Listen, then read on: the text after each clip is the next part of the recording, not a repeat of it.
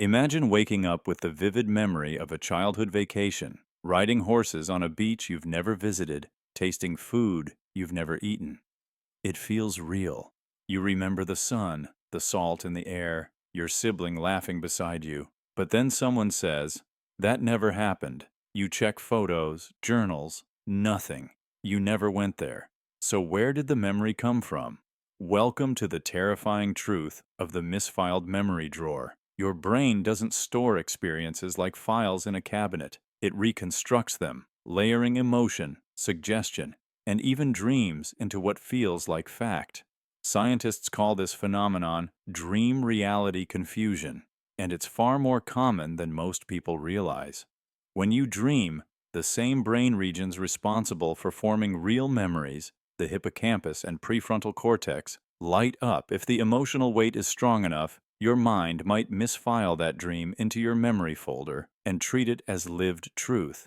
And this isn't just theory. In one famous study, participants were shown digitally altered photographs of themselves on a hot air balloon ride that never happened. A week later, many described the ride in detail, how the wind felt, the fear of heights, the colors of the balloon. They weren't lying. Their brain had built a memory from nothing, wrapped in sensory texture and emotional certainty. This isn't a harmless trick. A dream about betrayal might taint a friendship. A false memory of being hurt might rewrite your personality. Even entire relationships can be redefined by one memory that never truly happened. And the scariest part? You'll never feel the difference. Your brain doesn't label false memories in red ink. They arrive dressed in certainty and echo like truth. It's not just about forgetting. It's about trusting memories that never existed. And that might be the most dangerous illusion of all. Imagine remembering your first kiss, where you were, the smell of winter air, the faint song playing nearby. But one day, you meet someone else who remembers that same kiss. Only it wasn't with you. Every detail matches, down to the music, the time of day, even the breath in the air. You start to wonder, did you steal their memory, or did time echo the moment into someone else's life? This isn't just poetic imagination. There's a real psychological phenomenon called cryptomnesia, where a memory resurfaces but the brain forgets its origin. You believe the thought is new or yours, but it might have come from a book, a dream, or even someone else's story. Now combine that with how memory actually works. The brain doesn't store experiences like a hard drive. It rebuilds them each time we remember. And in the reconstruction, details shift, feelings blend, and sometimes new memories are unconsciously born from fragments of others. Now consider the Mandela effect, shared false memories held by entire groups. People vividly recall events that never occurred. But what if two people share a singular personal memory? That's where emotional transference and time perception illusions come in. Neuroscience shows that strong emotional states, especially during adolescence or trauma, can create memory glitches. Your brain can duplicate sensations across time, assigning them new context. Studies on déjà vu suggest our brains may simulate familiar events milliseconds before we process them, creating false recognition. So what if your memory of that kiss was never yours to begin with, but a borrowed echo, transferred in silence? So what if that kiss happened once, but two minds claimed it? Not because of lies, but because time, memory, and feeling aren't as linear as we think. Perhaps it was never just yours. Perhaps it was an emotional echo, trapped in memory's loop, playing back in two lives, like a song remembered by the wrong person. Imagine trying to preserve an old photo by scanning it repeatedly. Only every scan subtly alters the image. That's how memory works. Each time you recall a moment, you're not pulling the original file. You're pulling the last saved version and saving over it again. This is the tape-over effect. In neuroscience, it's called reconsolidation. When you remember something, your brain temporarily reopens the memory to examine it, and in that brief moment, it can be distorted by emotion, suggestion, or imagination. Then it gets refiled, not as it was, but as it is now. Say you remember a childhood birthday, balloons, laughter, a chocolate cake. But the last time you recalled it, you were feeling nostalgic or even lonely. Now that emotion seeps in, the memory shifts. Next time you revisit it, the cake tastes bittersweet. Over time, these micro changes pile up. Studies show that even key eyewitness memories, those we swear are burned into our minds, can shift dramatically after just a few retellings. You're not just forgetting, you're rewriting. So when you recall a treasured memory, ask yourself, is this the truth or just a copy of a copy? The tape-over effect is real. And by now, you might be remembering the memory of a memory of a memory, layered, fragile, and forever changed. Imagine staring into a mirror as a child. One quiet night, the reflection moves just a fraction too slowly. Not reversed, just delayed. You blink. It blinks late, and your brain decides, forget it. A survival instinct. Because what you saw wasn't a trick of the light, it was your cognitive firewall activating. Your mind redacted the event, not because it was impossible, but because it was deeply threatening. There's a rare but scientifically observed phenomenon known as autonomous mirror perception distortion. Not paranormal, neurological. Under specific conditions like dim lighting, fatigue, or stress, your brain starts prioritizing internal coherence over external accuracy. It smooths over discrepancies between your sense of self and your reflection, sometimes by introducing a delay. In that moment, you're not seeing reality. You're seeing what your brain allows. Studies in mirror-gazing experiments show that after 10 minutes of direct eye contact in a dimly lit mirror, nearly all participants report strange anomalies, reflections smiling without reason, eyes blinking too slow, or even shifting facial features. Not hallucinations, sensory suppression. Your brain edits the signal, and sometimes that edit breaks. But what happens to the original data? It's buried, fragmented, scattered across long-term memory like broken glass. Until a trigger, maybe the same mirror, a scent, or even a nightmare, pulls it back. And when it resurfaces, it brings with it a creeping realization. Your memory lied to protect you, but the reflection never did. It moved too slow for a reason, and it remembers you too, not as a glitch, but as the one who almost saw what wasn't meant to be seen. The inverted timeline. Glitch. Imagine this. You remember learning a specific concept in high school, not vaguely, but in full detail. The term, the definition, even the page it was printed on. Maybe it was CRISPR gene editing, or gravitational lensing, or mirror neurons. You remember the moment, pen in hand, teacher's voice, the chalkboard. But when you check years later, you discover something chilling. That concept wasn't discovered until long after you graduated. This isn't just a bad memory. It's something far stranger. A phenomenon some call the inverted timeline glitch. A deeply unsettling experience where memories feel real, anchored, and specific. But history says they should be impossible. A haunting sense that your mind contains echoes from a future that hasn't happened yet. You're not alone. People all over the world have reported memories of technologies, theories, even global events years before they entered public knowledge. Some remember discussing quantum entanglement in school before it was mainstream. Others recall devices or medical terms before they existed. And when these memories surface, not as dreams but as facts they were once taught, the questions begin. Scientists often attribute this to memory reconsolidation. Your brain quietly updates old memories as you gain new information, blending timelines without your permission. But when large groups share the same anomaly, it's harder to dismiss. Could consciousness leak across time? Could memory be entangled with events that haven't occurred yet? Or are we tuning into a deeper field of collective awareness that ignores chronology? Whatever the cause, the inverted timeline glitch suggests one disturbing truth. The past you remember may not have happened yet. Imagine sitting across from someone, tension thick in the air, but in your mind, it's over. You remember apologizing, or maybe they did. You remember tears, a conversation at night, words like, I'm sorry, and I forgive you. But now they say it never happened. They blame you. You're left questioning, did I apologize? Did they? Or am I carrying guilt that was never mine?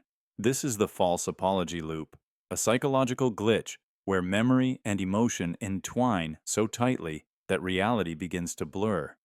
It happens when the emotional intensity of an event creates a phantom recollection.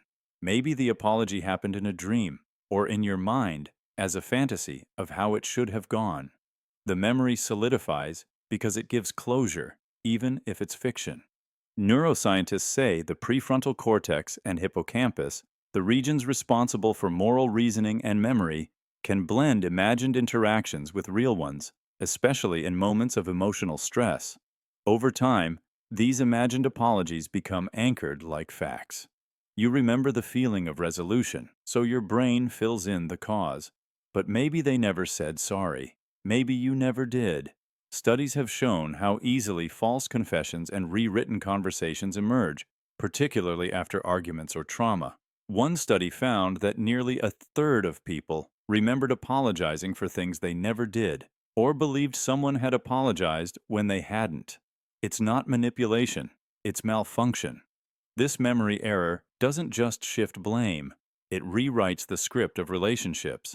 You might carry guilt that belongs to someone else, or forgive someone who never asked.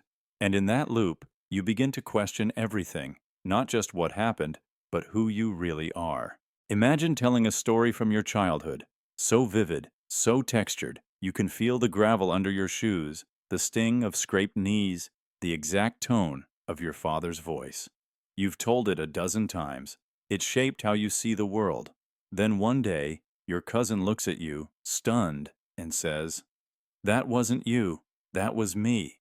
It sounds like a harmless mix-up. But what if it's not? Or what if your brain quietly borrowed someone else's story and archived it as your own? Psychologists call it source monitoring error, a glitch in how the brain labels memories. You remember the event perfectly, but you lose track of who actually lived it. And when that story is emotional, compelling, or fits your personal arc, your brain wraps it in your identity without you realizing it. In close families, where memories are retold and emotions run deep, this phenomenon can escalate. Neuroscientists have observed cases of transgenerational memory blending, where stories passed down by relatives are adopted as first-person memories. Children, especially, absorb these with ease, forming internal biographies made of borrowed experience. The neural pathways that fire when you hear a story can mirror those that form when you live it. Over time, you add details, smells, colors. You feel it. You believe it. And since memory is not a file, but a reconstruction, every act of remembering makes it more vivid, not more accurate. Your brain refines the illusion until it becomes the truth. So what happens when parts of your identity are built on someone else's life? Maybe you didn't just borrow the story. Maybe the story borrowed you. And now, you're left chasing echoes, unsure where your truth ends and theirs begins. Imagine being haunted by a regret so vivid, so emotionally raw, that you're convinced it must be real. You replay the moment endlessly. What you said, what you didn't, the expression on their face, but what if none of it happened? This is the replayed regret malfunction, a psychological glitch backed by neuroscience. Each time you revisit a painful memory, your brain reopens it, edits it, and stores the new version. The more emotional the memory, the more distorted it becomes. Your sadness demands a cause, and if none exists, your brain invents one. You might believe you ruined a friendship with a single comment, but each time you remember it, guilt colors it darker. Maybe you only hesitated. Now, in your memory, you shouted. Maybe you missed one meeting. Now you're sure you abandoned them. And yet, ask those around you, and there's no evidence the event happened that way, if at all. Psychologists call this affective realism. Emotion retroactively reshapes what you remember. You feel regret first, and your brain scrambles to justify it, often inventing or warping memories to match. It's terrifying, because the pain is real, but the story might be fiction. So next time you're crushed by something you did, stop and ask, am I recalling truth or telling myself a tragedy I was never in? Imagine someone tells you years later that they confessed a dark secret to you, and suddenly you remember the room, the way the light hit the wall, their shaking voice, the weight in the air. You remember everything except your own reaction, not what you said, not what you felt, just silence. This isn't simple forgetfulness. It's a phenomenon known in trauma psychology as reactionary dissociation. When the brain receives emotional input too heavy to process, especially if it involves moral conflict, fear, or helplessness, it may sever the emotional reaction from the memory itself. What remains is a vivid mental photograph, but with the heart removed. The moment plays like a scene you witnessed, not one you lived through. In studies of childhood trauma and suppressed disclosures, therapists often encounter clients who recall hearing terrible truths, abuse, betrayal, confessions of guilt, but with no memory of what they themselves did in response. Their voice, their feelings, their thoughts, absent. It's like their mind hit record on everything except themselves. But these reactions don't vanish. They're buried in the nervous system, in muscle memory, in subconscious habits, in moments of anxiety that don't make sense. Then one day, a familiar tone, a sudden scent, or even the person's face reappears, and the memory floods back.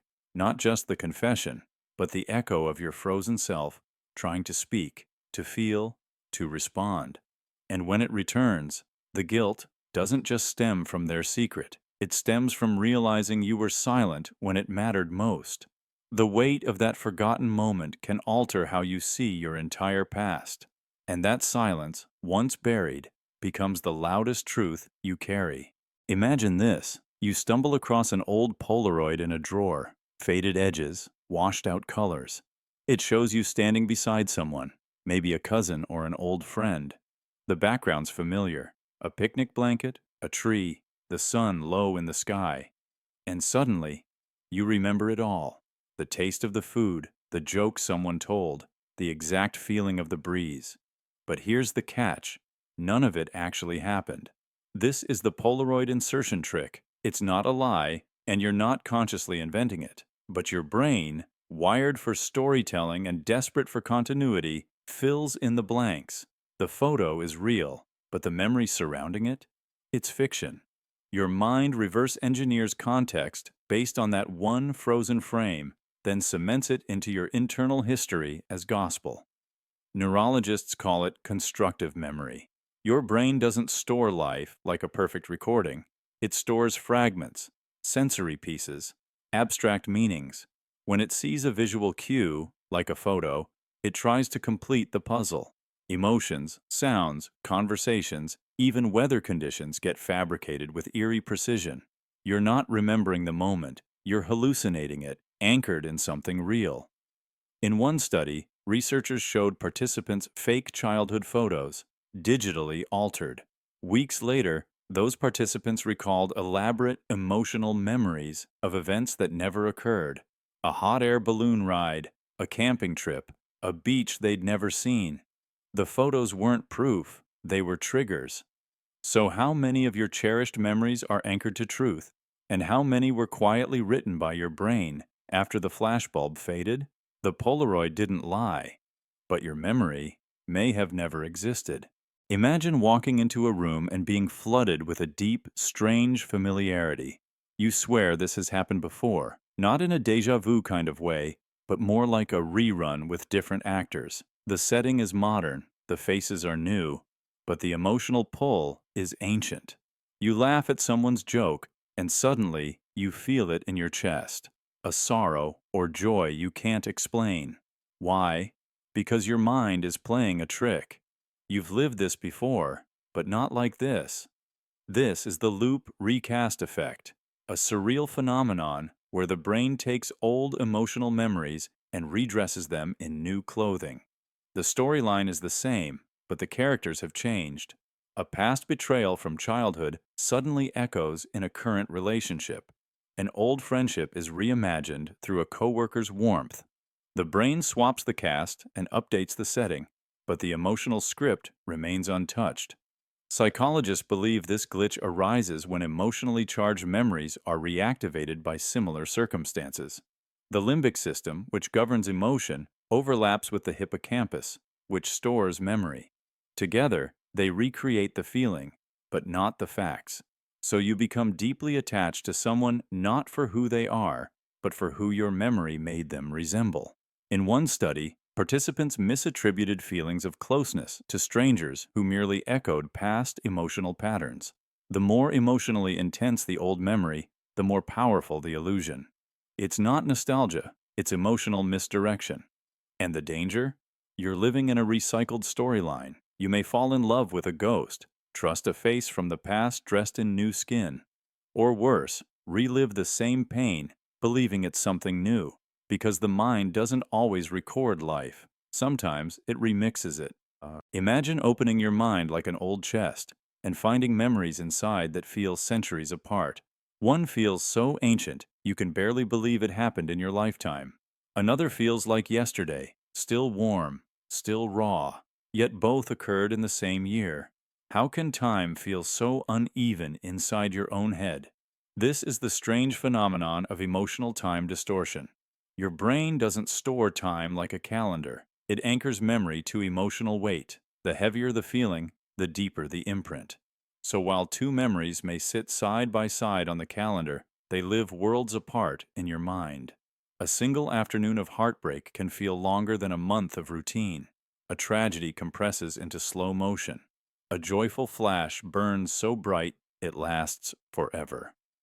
Neuroscientists have discovered that the amygdala, your brain's emotional processor, tags certain memories with urgency. These emotional tags disrupt the hippocampus's ability to sequence time accurately. That's why emotionally intense events often feel closer, even decades later, while neutral years blur into haze. The more emotion a moment holds, the more your brain wraps it in detail. Sights become sharper, smells return. Sounds echo longer. You're not just remembering, you're reliving. And each time you revisit it, the memory grows stronger, like it's defying time itself. Think about it. Why does that one school trip feel like ancient history, while a conversation in the same month still feels vivid and recent? Emotion. Not logic, not date. Emotion defines your timeline. It decides what you revisit and what you forget. So the next time you say, "That feels like a lifetime ago," maybe it was, not in years, but in the emotional gravity it left behind. Your memory isn't a timeline, it's a time capsule, and every moment inside was buried by the weight of how it made you feel. Imagine dreaming of a fire you've never seen, a war you never fought, a heartbreak that never happened to you, but still, it feels real. Not like imagination, like memory. This is the memory DNA merge. Science calls it epigenetic inheritance. It means trauma doesn't always die with the one who suffered it. When your grandfather fled famine or your mother survived violence, their experiences carved chemical notes into their DNA, marks that didn't change the code, but changed how the code was read. Those marks were passed to you, not just fear, but instinct, stress, maybe even fragments of feeling or imagery. You avoid deep water, but never nearly drowned. You cry during sirens you've never heard in war. You feel guilt without a crime, grief without a story. Studies on mice show this vividly. Shock them while smelling cherry blossoms, and their pups, generations later, shudder at the same scent, never having been harmed. Human studies show children of genocide survivors react to trauma as if they lived it. You might carry pain with no origin in your life, flashes that feel real but belong to a life before yours. That's not imagination, it's legacy. The blood remembers. So next time you're haunted by something unexplainable, ask yourself, am I remembering or inheriting? Imagine you're sitting alone, heart racing, replaying a confrontation that never actually happened. You feel the words rise in your throat, the anger swell, the guilt settle. But when you search your memory for the actual moment, it's not there, because it never was. And yet, The emotional evidence is overwhelming. You feel the shame of something you never did. This is not delusion. It's a cognitive phenomenon called affective imagination residue. When the brain rehearses an emotionally intense scenario over and over, it doesn't just picture the event. It starts to encode the emotion as if it really occurred. The neural pathways activated during imagined arguments are nearly identical to those activated during real ones. And over time, your brain forgets it was practice. It believes it was memory. Psychologists call this emotional false memory consolidation.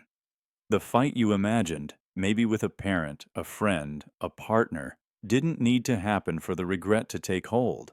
If you rehearsed it enough, especially while feeling guilt, defensiveness, or unresolved anger, your nervous system begins to store the residue. A ghost memory, stitched together from repetition, fear, and emotional conviction. It's why some people apologize for things they never said, why they flinch at imagined reactions, why they feel anxiety around people with whom no real conflict ever occurred.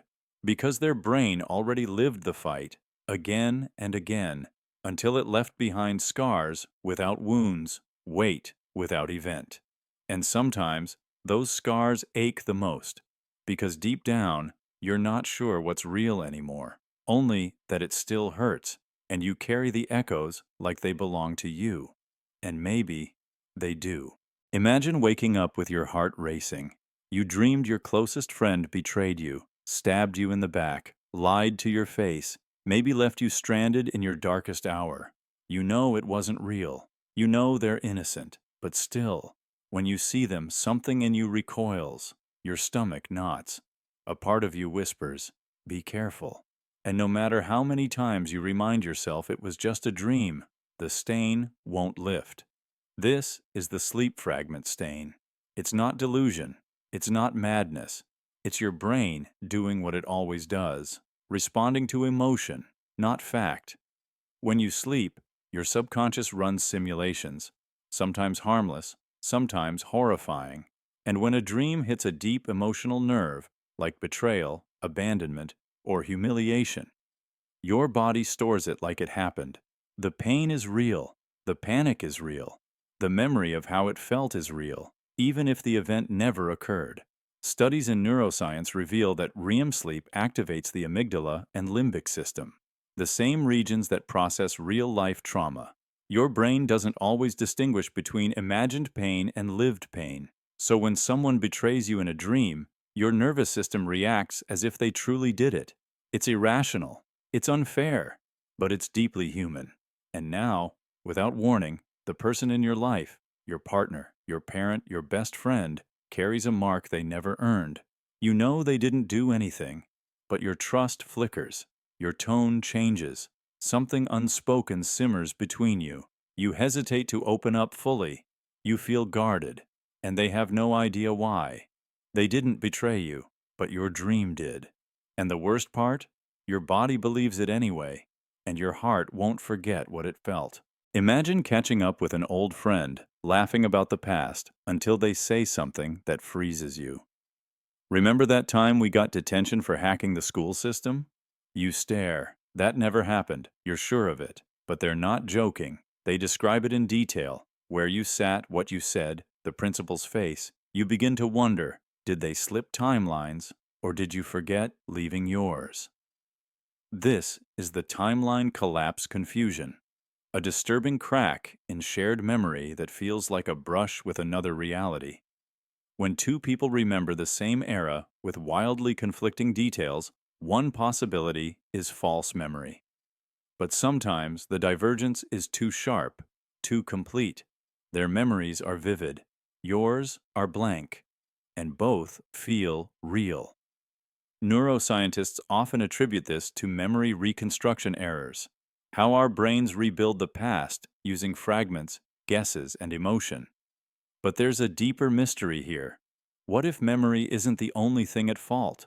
What if consciousness occasionally shifts between near-identical timelines where just a few events are different, but those differences matter? Some researchers studying quantum cognition suggest that consciousness might not be locked to a single trajectory. Under stress, grief, or even sleep deprivation, the mind could theoretically collapse overlapping narrative threads into one, keeping fragments from alternate paths. That might explain why your friend remembers the prank and you don't, because in their version, it happened. In yours, it never did. And the scariest part? Both of you are right, but only one version survives in your head. The rest, the memories you never lived, linger in someone else's mind, echoing a life you never had. Imagine vividly remembering a moment of horror, screams, shattered glass, flashing lights, and for years, believing you were there. You felt the panic, the heartbeat, the smell of burning rubber. But then someone shows you photos, records, proof, and you weren't. You never were. Your brain inserted you into someone else's trauma. Why? This is the witness displacement effect, a psychological illusion where your mind takes a secondhand story and subtly edits you into it. The memory becomes personal, not through lies, but through repetition and emotional resonance. The more you hear the story, especially from someone close to you, the more your brain stitches it into your own identity. It starts with mirror neurons, those cells that activate not just when we act, but when we observe. When someone tells you their story with raw emotion, your brain partially experiences it. You flinch, you tense, you empathize.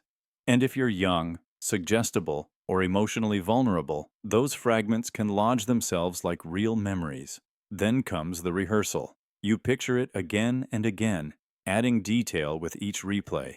Eventually, the boundary between witness and participant dissolves. Studies show that under emotional stress or overexposure, source memory, the brain's ability to track where a memory came from, can fail. So your brain knows the story, but forgets whether you saw it, heard it, or lived it. And the trauma feels no less real. Your body reacts. Your breath shortens. The memory lives inside you. So the next time you recall something haunting, ask yourself, was I truly there, or did I inherit someone else's nightmare? And if the memory still aches in your chest, maybe it doesn't matter, because your brain made it yours either way. The invisible edit syndrome. Imagine looking at a scar on your leg. You've seen it your whole life. It's always been there. But there's no memory, no fall, no sharp edge, no accident. Just the mark, quiet, permanent, unexplained. This is the invisible edit syndrome. It's not a forgotten moment. It's a moment your brain removed. Memory fragmentation is real. Your brain, under stress, trauma, or even distraction, can decide that a moment isn't worth saving. And so it cuts. Without warning. Without consent. Like a missing scene spliced out of a film reel. You might joke with old friends and someone says, "Remember that time you fell off the swing?" But you don't. Your body remembers. Your scar proves it. But the event, the feeling, the fear, it's gone. Not faded, not distorted, just erased. Neurologists explain this through disrupted memory consolidation. When emotions spike or the brain is overwhelmed, it fails to properly store data. You don't choose what vanishes. Your brain chooses for you. Now think bigger. How many of your reactions, your fears, your shame, come from something you don't even remember? What if the root of your insecurity was a scene edited out years ago? The scar remains, but the context is missing. So when you feel something sharp, sudden, or senseless, ask yourself, what moment did my mind erase, and who did I become because of what it left behind? Imagine sitting down and vividly remembering your very first day at school. The hallway's smell, the color of your backpack, the words your teacher said. But then a year later, those details shift. The classroom's layout changes. A new friend appears who you know wasn't there. The emotions remain sharp, but the facts keep slipping, like wet paint you can't pin down. This isn't just forgetfulness. It's a cognitive phenomenon known as memory reconstruction. Your brain doesn't store memories like a video file. It stores fragments. Every time you recall them, you're not retrieving the original. You're rebuilding it. You patch holes with assumptions. You fill gaps with logic. and each retelling rewires the circuitry. Over time, what you believe is a memory is actually a story, one you've told yourself so many times you stopped questioning its origin.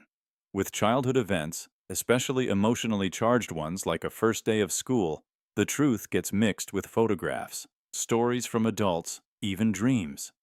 Maybe you weren't scared, but years of hearing you were shy shaped your memory to fit the narrative. The raw, unfiltered reality fades. It's overwritten again and again by cleaner, more cinematic edits. And each time you recall it, you unknowingly change it. Studies show people can be led to remember events that never happened just by being asked about them repeatedly. The brain doesn't distinguish imagined emotion from real experience well, so even a fabricated detail can become memory if it fits the emotional frame. So when you think about that first day, the smile, the fear, the sound of your shoes on tile, ask yourself, how much of it is memory, and how much of it is fiction, born from the need for a beginning that makes sense? Imagine this, you're washing dishes half lost in thought when suddenly a vivid memory flashes into your mind. A conversation, a place, a sentence someone said. It feels real, like something that happened a few days ago. You can almost hear the tone, see the angle of the light, feel the emotional weight, but you can't place when. You shrug it off. Then, days later, it happens. Word for word, scene for scene. The exact conversation in the exact place unfolds before your eyes, and your stomach drops. You don't feel surprised, you feel haunted. Did you just remember the future? This is the backward flash memory. It's not déjà vu. It's not a fleeting sense of familiarity. It's precise, detailed, and disturbingly specific, because when it happens, your brain doesn't label it as prediction. It tags it as memory, something already logged. You don't foresee the moment. You recall it. And that's what makes it so eerie. Some neuroscientists argue it's just false memory formation. After the event occurs, your brain may fabricate the memory retroactively, then slot it into your past to create the illusion of foresight, a cognitive illusion, a comfort mechanism. But others aren't so sure, because some people report knowing the memory came first. They told someone, they wrote it down, they dreamed it, they felt it long before it happened, and when the future arrives to meet the memory, it doesn't feel like a coincidence. It feels like something else entirely. So what's happening? Did you remember the future, or did your mind rewrite time itself just to make sense of something too random to accept? The backward flash memory is rare, hard to prove, but unforgettable. And when it hits, it doesn't just shake your memory, it fractures your understanding of reality and time itself. Imagine feeling the weight of a secret someone once told you. You remember the moment clearly, the lighting in the room, their hesitant voice, your reaction. You carry that memory like a fragile artifact, but then one day, they deny ever telling you. And worse, they're right, because they never did. You pieced it together from whispers, glances, unfinished sentences over years, and your brain stitched it into a single vivid event that never really took place. This is the puzzle memory mismatch, a psychological illusion where the mind gathers fragments from scattered moments and forges them into a coherent memory. Not just any memory, but one with emotional gravity. You didn't imagine it. You assembled it. The process feels so real, the emotion so raw, that you begin to fight for its truth. It becomes more than memory. It becomes identity. Cognitive scientists explain that memory doesn't operate like a video recorder. It's more like a puzzle scattered across time. The hippocampus pulls pieces from different experiences, emotions from one moment, words from another, the setting from somewhere else, and merges them into one convincing scene.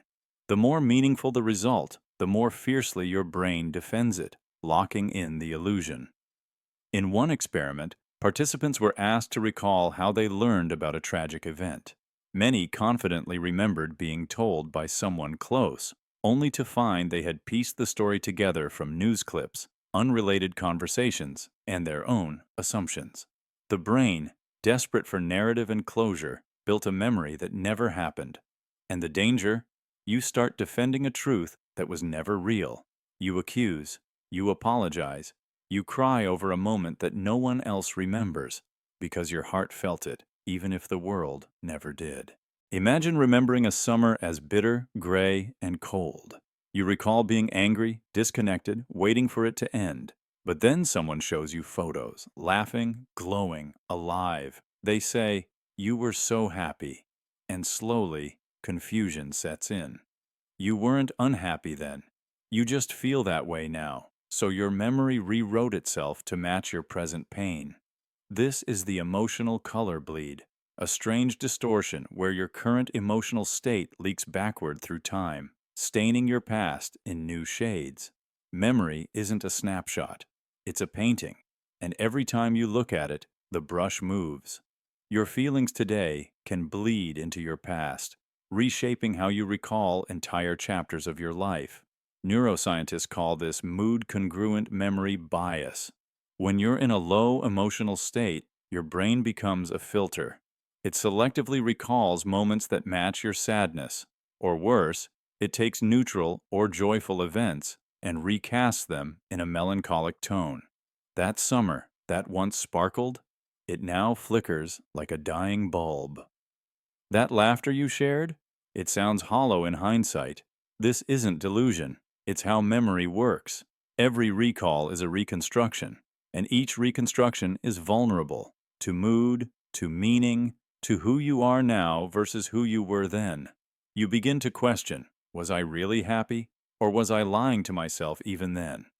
But joy doesn't lie. It can be forgotten, but not faked. So if someone reminds you of light, believe them. Your memory may be dimmed, but the sun was real. Sometimes, you don't need new memories, just a reminder that they existed. So next time your past feels darker than it used to, ask yourself, am I remembering the truth, or just coloring it with who I've become? Imagine lying in bed, revisiting a memory that feels like a sanctuary, a night under stars, the air warm, the silence perfect. You remember the exact feeling of being held, of safety, of everything in the world finally making sense. But what if none of it happened the way you think it did? This is the night reassignment shift, a subtle but powerful phenomenon where the brain takes a peaceful moment from one chapter of life and inserts it into another. Maybe the stars were from a trip a decade later. Maybe the laughter wasn't even from the same person. But your mind, desperate to rewrite the pain, stitched serenity into a safer past. Why? Because the brain doesn't retrieve memories like files. It rebuilds them, using fragments, colors, scents, feelings. And sometimes it chooses to swap in peace where once there was fear. Psychologists studying autobiographical memory know this well. Calm recollections are often retroactively stitched into traumatic timelines. The brain rewrites your script not to lie, but to survive. That night you hold on to, the one you replay like a sacred film. It may be a mosaic, half true, half constructed, but completely real in your heart. So ask yourself, do I remember what was or what I needed it to be? Because sometimes the memory we trust most is the one our brain designed to protect us. Imagine recalling a childhood memory, sitting on a couch, soft light spilling through the window, a parent humming in the kitchen. It feels peaceful, too peaceful. Years later, someone tells you that same day ended in screaming, shattered glass, or police at the door. But you don't remember any of it, just the calm, the hum, the light. This is a psychological phenomenon known as memory sanitization, often connected to childhood trauma. The brain, especially in its early stages, isn't designed to handle overwhelming emotional chaos, so it edits, it deletes, and it replaces. What you end up with is a safety patch, a fabricated but harmless memory stitched together from fragments of neutral moments, not to deceive you, but to keep you from unraveling. Many who grew up in unstable homes remember strangely serene moments, the flicker of cartoons on the wall, the way the sun hit a stuffed animal, the ticking of a clock. These aren't evidence that the trauma didn't happen. They're evidence of how the mind redirected your focus. A mechanism called attentional anchoring pulled you toward the safe and simple, while your brain buried the danger. These clean memories are real, just incomplete. They're the top layer of a painting you were never allowed to finish. And underneath, if you dare to peel it back, are the raw strokes, the shouting, the fear, the helplessness. Studies show that such patch memories are so convincing because they're laced with sensory truth. You really did hear that hum. You really did see that light. But they were the frame, not the picture. And when the patch finally slips, when a familiar sound or unexpected flash returns, you don't just recall the chaos. You remember why your brain worked so hard to hide it. Imagine this. You recall a moment perfectly. The setting, the weather, the light on someone's face. You remember what you wore, a red sweater, jeans, those boots you had in college. Maybe it was a birthday, a goodbye, a quiet walk that changed your life. The scene is clear, crisp, untouchable. You've told that story a dozen times. You believe it down to the last detail, without a doubt in your mind. Then you find a photo, and something's off. You're wearing different clothes, not red, blue, not boots, sandals. The background looks colder, the light is wrong, and suddenly your brain trips. If that one detail is wrong, what else is? Was it even the same day, the same people, the same story? Your perfect memory fractures like glass. This is the frame swap trick. Your mind didn't erase the moment, it rewrote it. Because memory isn't a video file, it's a living document. Every time you revisit it, you unknowingly edit it, polishing the edges, filling in gaps. But sometimes, your brain doesn't just repair memory, it revises it, reshapes it. Sometimes, it swaps details to maintain a feeling or preserve a narrative. Maybe the red sweater belonged to another memory your brain emotionally preferred. Maybe the boots made you feel stronger. So, it stitched them in, gave the scene new colors, new faces, a new version of you, and sealed it as truth. The photo doesn't lie, but your mind does, gently, convincingly, and with care. Now ask yourself, if it changed your clothes, what else did it rewrite? Did someone smile when they didn't? Were they even there? Was that moment even yours? The frame swap trick doesn't erase the past. It rewires it and convinces you it was always that way. Imagine walking through a store and a song comes on. Instantly, you're back in the rain, standing across from your ex, your heart breaking in slow motion. That song was playing. You're sure of it. It was your breakup song. But later, your ex says, "I've never heard that before." You pause. Then the question creeps in. Did you add that music later just to make the pain feel cinematic? This is the soundtrack revision, a psychological twist where your brain retrofits real events with emotional elements borrowed from elsewhere, especially music. It's not a lie, it's a remix. The mind is constantly stitching meaning into memory, and music is one of its sharpest tools. If you heard that song around the breakup, or if it captured your feelings perfectly, your brain might have woven it back into the moment as if it were always there. Studies in memory encoding show that emotional experiences are stored with greater intensity when paired with sensory cues. Music, in particular, activates the amygdala and hippocampus, regions responsible for emotion and memory. When you revisit that memory, the brain doesn't just replay, it enhances, sometimes rewrites, inserting that song as a way to organize the emotion, like a soundtrack added in post-production. One experiment even showed people misremembered movie scenes when a different score was added later. Their brains rewrote the mood and then the memory. The danger? Over time, these revisions become untouchable truths. The soundtrack wasn't real, but your heartbreak was, so your mind gave it a score that felt worthy. And so, you walk through life with these moments, perfectly edited, real feelings, fictional music. But in the end, what's more powerful? What happened, or the version your mind needed to survive it? Imagine scanning through your past like a movie, and suddenly, there's a blank reel. You know the setting, the cast, the chapter in your life, but 1 month is gone. You know where you lived, who you loved, what came before and after, but September is missing, as if the film strip burned, skipped, and moved on without explanation. This is the calendar burn effect, a psychological phenomenon where a period of your life vanishes from conscious memory, not because it lacked meaning, but because your brain refused to store it. Often triggered by emotional overload, trauma, or deep dissociation, this isn't forgetting, it's self-erasure. The mind choosing blackout over agony. You may remember the days before and after in high detail, what music you played, what you wore, but the core is missing. A void wrapped in context. And that's what makes it so disorienting.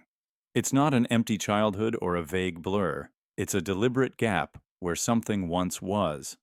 Your timeline doesn't fade, it skips. Neuroscientists connect this to hippocampal suppression during stress. When overwhelmed, the brain reroutes energy from memory encoding. You were present, but your internal recorder hit pause. That lost month, your body was there, but your mind might have been somewhere safer. You dig through photos, journal entries, messages, looking for proof, and you find it. You were alive, but you don't remember being alive. That's the paradox. The ghost of a timeline lived and forgotten.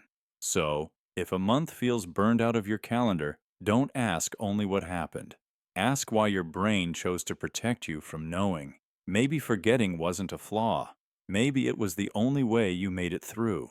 Imagine vividly remembering your birthday by the ocean, the breeze on your face, the scent of salt in the air, the soft hush of waves under a fading sky. It's detailed, warm, real. But there's one catch. You've never been to the coast. This is the place implant glitch, a real psychological phenomenon where your mind assigns deeply emotional experiences to locations you've never physically visited, not as a fantasy, but as memory. A memory stitched together with feeling, fragments, and fiction. Maybe you saw a movie with a beach scene, or listened to someone else's story. Your brain absorbed the serenity, the symbolism, and later, when emotion needed a home, it assigned that place, that moment, that imagined coastline. Our brains don't store life like hard drives. They rebuild memory each time we recall it, drawing from images, sounds, and stories, sometimes even dreams. When the mind lacks clear footage, it improvises. It paints beauty where chaos once was. It gives you a sunset you never saw, because you needed one. And so, you might carry a memory of waves, gulls, laughter, attached to a date and a feeling, but not a place you've ever touched. So next time you return to a place in your mind, ask, is this where it happened, or just where I needed it to happen? Because sometimes, the places we remember are constructed entirely out of longing. Imagine remembering a conversation in perfect detail, the tone of their voice, the rhythm of their laugh, the warmth in their eyes as they told you something that stuck. You remember where you were, what you wore, the time of day, even the weather outside. It's etched into your mind. But then you check the dates, you check the truth, and realize they had already died. You're not making it up. You're not hallucinating. What you're experiencing is known in cognitive psychology as a grief-bound memory loop. When someone dies suddenly or leaves things unfinished, the brain sometimes refuses to accept the finality. Instead, it builds bridges out of memory fragments, old conversations, dreams, expectations, and constructs what feels like a real interaction, not a vision, a memory. The mind, under emotional distress, pulls familiar patterns from its neural networks. It knows their voice, their timing, even their facial expressions. So well, in fact, that it can simulate new moments using old data. And if you needed closure badly enough, if your heart couldn't cope with the silence, your brain created one last conversation, a patch, a loop, a comfort. What makes it haunting is that it feels real. The emotional intensity, the clarity, the conviction, it all convinces your memory center to store it like truth. Studies in bereavement psychology show that up to 60% of grieving individuals report vivid, memory-like interactions with the deceased. It's not madness, it's memory doing damage control. And sometimes, that imagined goodbye becomes more cherished than any real one ever could. Because in that moment, your mind gave you what the world never did, one last chance to feel them alive. Imagine this. You recall a moment perfectly. The setting, the weather, the light on someone's face. You remember what you wore, a red sweater, jeans, those boots you had in college. Maybe it was a birthday, a goodbye, a quiet walk that changed your life. The scene is clear, crisp, untouchable. You've told that story a dozen times. You believe it down to the last detail, without a doubt in your mind. Then you find a photo, and something's off. You're wearing different clothes, not red, blue, not boots, sandals. The background looks colder, the light is wrong, and suddenly your brain trips. If that one detail is wrong, what else is? Was it even the same day? The same people? The same story? Your perfect memory fractures like glass. This is the frame swap trick. Your mind didn't erase the moment, it rewrote it. Because memory isn't a video file, it's a living document. Every time you revisit it, you unknowingly edit it, polishing the edges, filling in gaps. But sometimes, your brain doesn't just repair memory, it revises it, reshapes it. Sometimes, it swaps details to maintain a feeling or preserve a narrative. Maybe the red sweater belonged to another memory your brain emotionally preferred. Maybe the boots made you feel stronger, so it stitched them in, gave the scene new colors, new faces, a new version of you, and sealed it as truth. The photo doesn't lie, but your mind does, gently, convincingly, and with care. Now ask yourself, if it changed your clothes, what else did it rewrite? Did someone smile when they didn't? Were they even there? Was that moment even yours? The frame swap trick doesn't erase the past, it rewires it and convinces you it was always that way. Imagine telling someone about the job you landed, how you celebrated with drinks, called your parents, felt the weight lift from your shoulders, but weeks later, a recruiter emails saying you were never hired. You scroll through your messages, there's no offer, no contract, nothing. And then comes the chill. Your brain made it all up, or rather, held on so tightly to the hope, it calcified as fact. This is the alternate outcome overlay, a mental phenomenon where imagined possibilities become so emotionally vivid they overwrite reality. You didn't hallucinate. You rehearsed. You imagined the moment so many times, wrote the email in your head, saw yourself at the desk, felt the joy, that your brain eventually folded that version into your memory stack. Now it sits there like truth, indistinguishable from what actually happened. Neuroscience shows that the brain stores vivid imagined scenarios in similar neural pathways as lived experiences. The more emotionally charged, the more memory-like they become. The prefrontal cortex, responsible for imagining future events, activates in the same regions as the hippocampus, which stores memory. The lines blur, and suddenly, a hope becomes history. In one experiment, participants were asked to visualize an event repeatedly. A week later, over 40% confidently recalled it as real. Their brains had collapsed imagination into experience. It's not delusion, it's emotional realism. And here's the danger. You defend that false memory because you remember the relief, the pride, the narrative. But memory isn't truth. It's a survival script. And sometimes, your mind writes a better ending than life ever gave you, and then forgets to label it fiction. Imagine finding your old journal, pages full of your handwriting, dates, names, raw feelings. But as you read, something feels wrong. You remember that month. You lived those days, but this version? It's unfamiliar. You whisper, "That's not how it happened." The words are yours, but the story feels like someone else's. So who wrote this version of your past? This is the diary rewrite, a split between memory and documentation, between what you lived and what you now believe you lived. Psychologists call it autobiographical memory distortion. Your memory isn't a recording, it's a narrative. And when your current self conflicts with your past beliefs, your brain begins to reject the original draft. It's not a glitch. It's protection. You've grown. You've redefined who you are.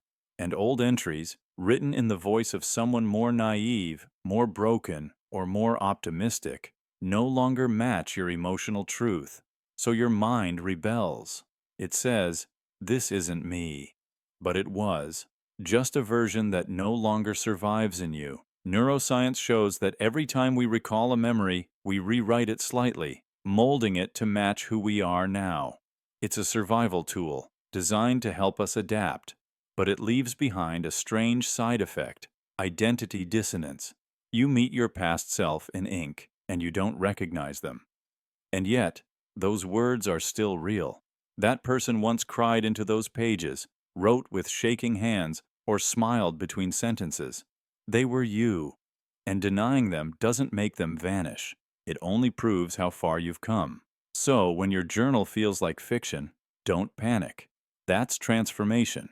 The past version wrote it, but you, now, are the rewrite, the living contradiction, the author who returns to edit the story, not to erase it, but to understand it. Imagine remembering every detail of your childhood home: the creaky stairs, the red hallway, the flickering light above the kitchen sink. You walk through it in your mind as if it's still real. You know the smell of the carpet, the sound of the back door. But when you mention it to your family, they go silent. That house, they say, we never lived anywhere like that. This is the home that never was. A haunting psychological phenomenon where the brain constructs a vivid, emotionally anchored memory of a place that may never have existed. Not a dream, not a fantasy. A memory, with depth, lighting, scent, sound, and no origin. Experts call it false memory consolidation. It often stems from disorientation in early childhood, fragments of other stories, movies, or fleeting visits to unfamiliar places. Your brain, trying to stitch the pieces together, builds a coherent setting. Over time, it feels lived in, trusted, yours. You might have borrowed a friend's living room or a scene from a forgotten cartoon. Layer by layer, the mind fills in what's missing until it becomes a place you'd swear you called home. And when no one else remembers it, the isolation deepens. So, whose house are you remembering? Is it a stranger's, a parallel life, or a home your brain invented to shelter emotions too complex to place? Sometimes, the most vivid rooms in our memories were never built at all. Imagine waking from a lucid dream, one so real, so detailed it lingers in your bones. In it, you're a child again. You trip, you fall, you bleed.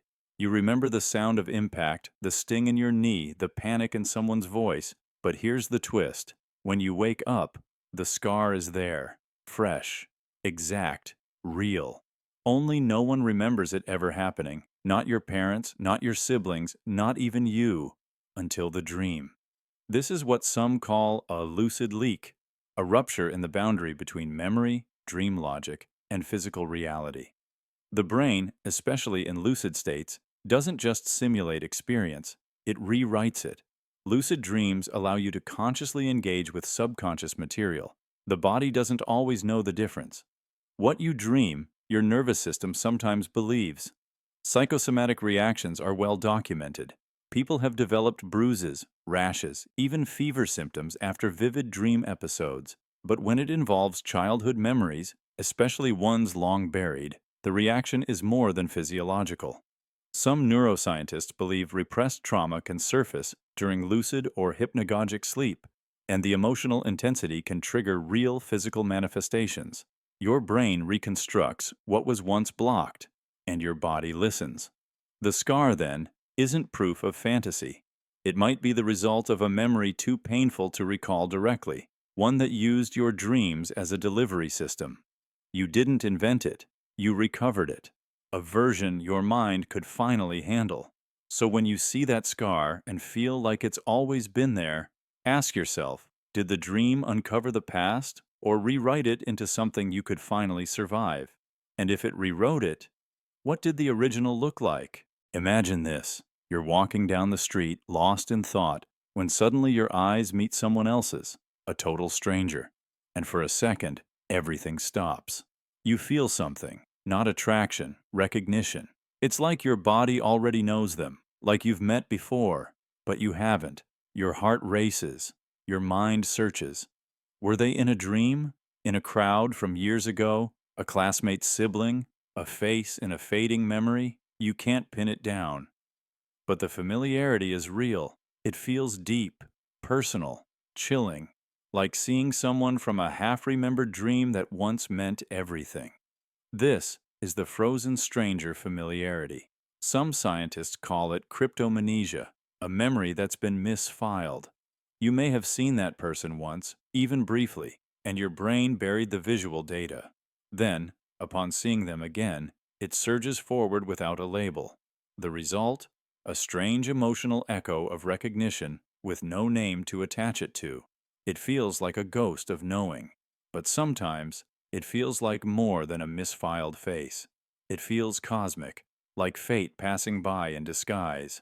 What if they were someone you almost knew? A timeline you nearly walked? A friend you never met? A love that passed by in another version of your life? Some researchers studying brain networks suggest that the mind can simulate imagined relationships or potential futures, then store them as ghost files. When reality overlaps even slightly with those templates, you feel it. Hard. As if the universe glitched. So, who are they? Just a stranger you saw once? Or a person from the road not taken? Whose presence cracks the illusion that your path was ever set in stone. Your brain can't explain it, but your heart already knows them. Imagine obsessing over a memory, replaying it, questioning it, researching every detail.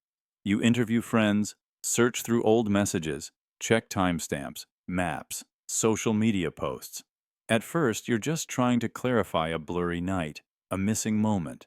But then, things stop matching. Some parts shift, others vanish. The more you dig, the fuzzier it all becomes. Until one day, your version of the event, patched together with facts, assumptions, borrowed memories, and raw emotion, becomes stronger than the truth ever was. This is the investigation spiral, a psychological phenomenon where deep investigation rewires the very event you're trying to uncover. It starts innocently, driven by the need for closure. But memory isn't a static archive. It's a living story, vulnerable to every new piece of information. And the more you question it, the more your mind starts adapting, altering, editing the memory to fit a shape it can live with. Neuroscience confirms this with reconsolidation theory. Every time we access a memory, we don't just open it, we rewrite it. Emotionally charged memories are especially prone to distortion. The hippocampus, under emotional pressure, fuses new context into old narrative. You think you're getting clearer. You're actually getting farther. In one study, people who repeatedly analyzed a personal memory became more confident in false details than true ones. Why? Because the mind values story over accuracy. The more you investigate, the more persuasive the edited version becomes. And the danger? You might cling to a memory that never really existed, crafted not by deception, but by your desire to make sense of pain. Your mind doesn't just remember, it revises, retells, and remixes. And somewhere in that spiral, the truth dissolves. Imagine waking from a dream so vivid it clings to your skin like fog. You remember another life, different parents, different friends, a city you've never been to, but somehow know the way home. You feel longing for people you've never met. And the strangest part? It doesn't feel like fiction. It feels like memory. So where did it come from? This is the parallel memory leak, the uncanny sense that your mind remembers from another version of you. Psychologists might call it cryptomnesia or false memory, but sometimes the detail, the emotion, the clarity defy explanation. What if it's not just imagination, but a leak from a nearby self? The brain doesn't separate imagination and memory as cleanly as we think. Neuroscientists know the hippocampus and prefrontal cortex fire in similar patterns, whether you're remembering your past or simulating a future. But in some dreams, or even waking flashes, that simulation feels real. It feels lived. You wake up missing people who don't exist, places that never were. And that grief is real, even if the source is not. Some theorists suggest consciousness isn't bound to one thread, that quantum versions of you may echo through the neural fabric, creating bleed-through, a decision not taken, a life unlived, but somehow still remembered. These aren't fantasies. They're memory glimpses from alternate paths. It might be triggered by déjà vu, a song, a smell. Suddenly, you're dropped into a world that shouldn't exist, but your heart insists it did. You feel haunted, not by ghosts, but by versions of you that could have been. So the next time you dream of a life that leaves you aching, or mourn people you've never lost, don't dismiss it. Maybe you're not malfunctioning. Maybe the veil between realities just got thin enough to let memory leak through. Imagine touching a spot on your body and feeling a phantom sting, a deep, familiar ache. You remember the pain. You know exactly how it felt.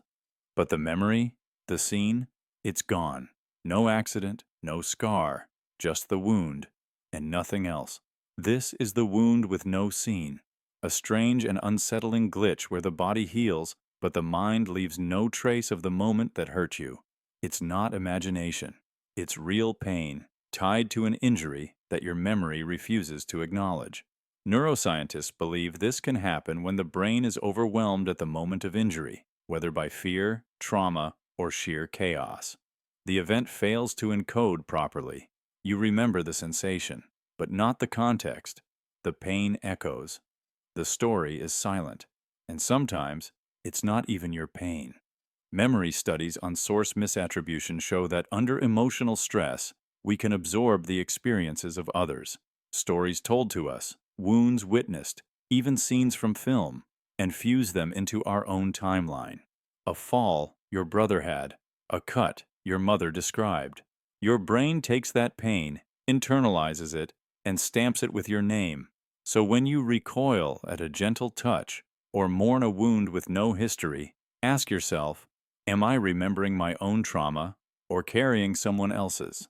Because not all scars leave a mark on the skin.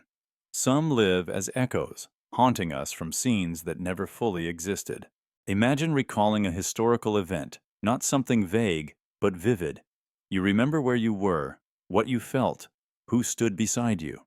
The crackling radio, the breathless silence, the burst of cheering or sobbing. But then someone corrects you. The person you swore was there, your brother, your daughter, your friend, wasn't even alive or didn't exist at all. And yet, the memory remains. This is called a historical merge, a psychological phenomenon where emotional memory and factual history intertwine. Your brain doesn't store time like a linear archive. It stores meaning, pattern, emotional weight. And when two moments resonate too closely, they sometimes collapse into each other. The mind fuses them into a single, seamless experience. One part real, one part imagined, but both fully felt. Neuroscientists call this a source monitoring error. You remember the emotion, the sensory detail, but the source becomes unstable. So your brain fills the gaps with people it trusts, loved ones, familiar voices, even characters from stories. They don't belong there, but they make the memory feel complete. And your brain values emotional coherence over chronological truth. People have wept while describing a war they never fought, a protest they never marched in, a tragedy they only saw through a screen. But to them, it's not a lie. It's an emotional truth, one that reshaped itself to make sense of something too vast, too heavy to carry alone. So when you remember someone beside you in a moment, history says you never lived. Ask yourself, did your brain rewrite time to preserve meaning? Or was your memory always trying to keep someone alive inside a moment you couldn't survive alone? Imagine this. You're talking with your family about your childhood home, the layout, the kitchen, the old hallway light that used to flicker. And then you mention it, the back room, the one near the stairs, with the little blue chair, the dusty curtains, and the cracked window you used to stare through. You remember it vividly. You even recall how the wood floor creaked in one exact spot.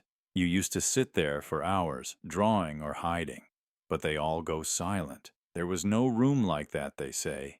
You're wrong, they insist. You check old photos, blueprints, nothing, no door, no corner, no chair. It's like the room never existed, like your mind invented it wholesale. And yet, it's more real to you than most things. This is the locked room recall. Your memory swears it's real. You can feel the cold air, the musty smell of the old couch, the exact shape of the peeling wallpaper. It's not vague, it's specific. You know how it felt to sit in that little blue chair and watch the light crawl across the floor. And yet the evidence is gone, and so is everyone else's memory. Psychologists call this a confabulated memory. Your brain may have merged fragments of other locations, dreams, or childhood impressions into one composite that feels authentic. And once the brain constructs that internal space, it guards it as real. Because to question it would mean questioning everything else your memory insists on. But what if it was real? A space no one was supposed to access. A room sealed behind time, or erased by accident or design. Some believe memory doesn't just store what happened, but sometimes what almost happened, or what was meant to happen. Maybe the room was erased not from the world, but from consensus. So, when no one else remembers the room you can still see, ask yourself, was it memory, or a door you were never meant to open? Imagine flipping through the years of your life like pages in a book, until whole chapters go missing. Not childhood, not infancy. You were old enough to remember. You were there, but it's gone. An entire year, maybe two. A stretch of life that feels like fog, faces dim, conversations faint, events lost in a shadow. You weren't asleep. You weren't absent. But your brain erased the footage, frame by missing frame. This is the memory black hole, a cognitive phenomenon where the mind, under stress, trauma, or emotional overload, fails to properly encode memories. It's not forgetting. It's never recording them in the first place. You lived those days, but the brain dimmed the lights and walked away from the camera. Now all that's left are fragments, sensations, hints of what might have happened. Neuroscientists have found that high cortisol levels, produced during prolonged anxiety or emotional strain, suppress activity in the hippocampus, the part of your brain responsible for memory formation. The result? Life continues, but the tape runs blank. You smile in old photos you don't remember taking. You hear stories about yourself that feel like fiction. And worse, you start to doubt your own timeline. One study on trauma survivors revealed that even non-violent stressors, like caregiving or chronic uncertainty, can create these memory voids. Your brain, overwhelmed, protects itself by shutting down non-essential processing, including memory storage. And here's the tragedy. You didn't lose those years. You just weren't allowed to keep them. Now, you live with the silence of memory's absence, an emotional phantom limb, aching for a time you can't hold. Not because you forgot, but because the footage was never saved. Imagine remembering an argument where you were the victim, hurt, cornered, silenced. You've replayed it 100 times, each time feeling the same burn of injustice. But then someone else says, "No, you were the one who hurt them." And suddenly your memory flickers, the edges blur. You don't know which emotion is real, so who was cruel?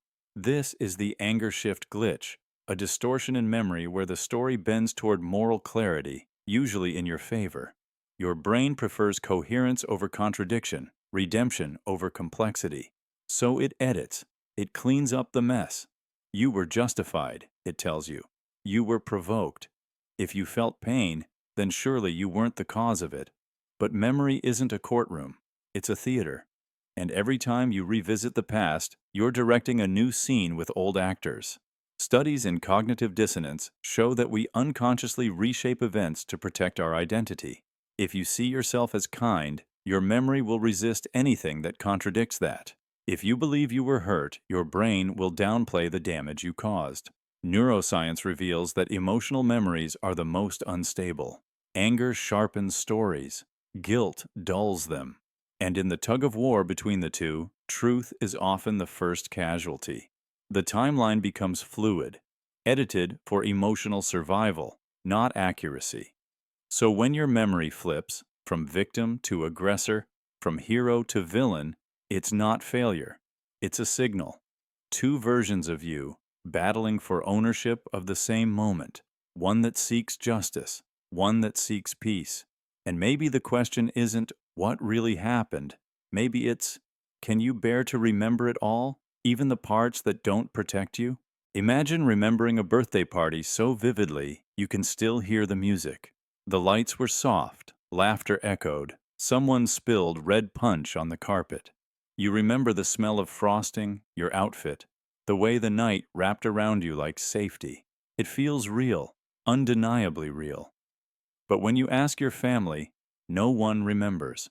There are no photos, no gifts, no proof.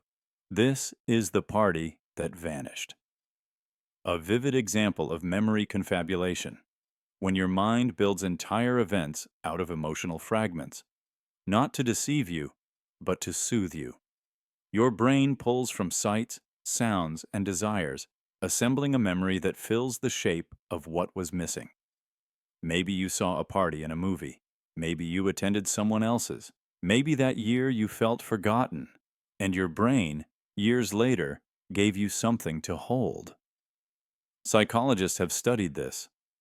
When emotional needs go unmet, the mind can subconsciously generate stories that bring peace. You didn't invent the memory to lie. You invented it to heal. So, when you recall joy that no one else remembers, ask yourself, was it real? Or did your brain give you the party you always deserved? Because sometimes the most beautiful moments in our memory are gifts from a mind trying to love itself. Imagine standing in front of a machine you've never touched before. The wires, the gears, the blinking failure codes all scream confusion. But then, without thinking, your hands move. You twist a valve, detach a panel. You reroute a fuse line that seems too complex to guess. Moments later, the machine hums back to life. You don't know how you did it. You just knew.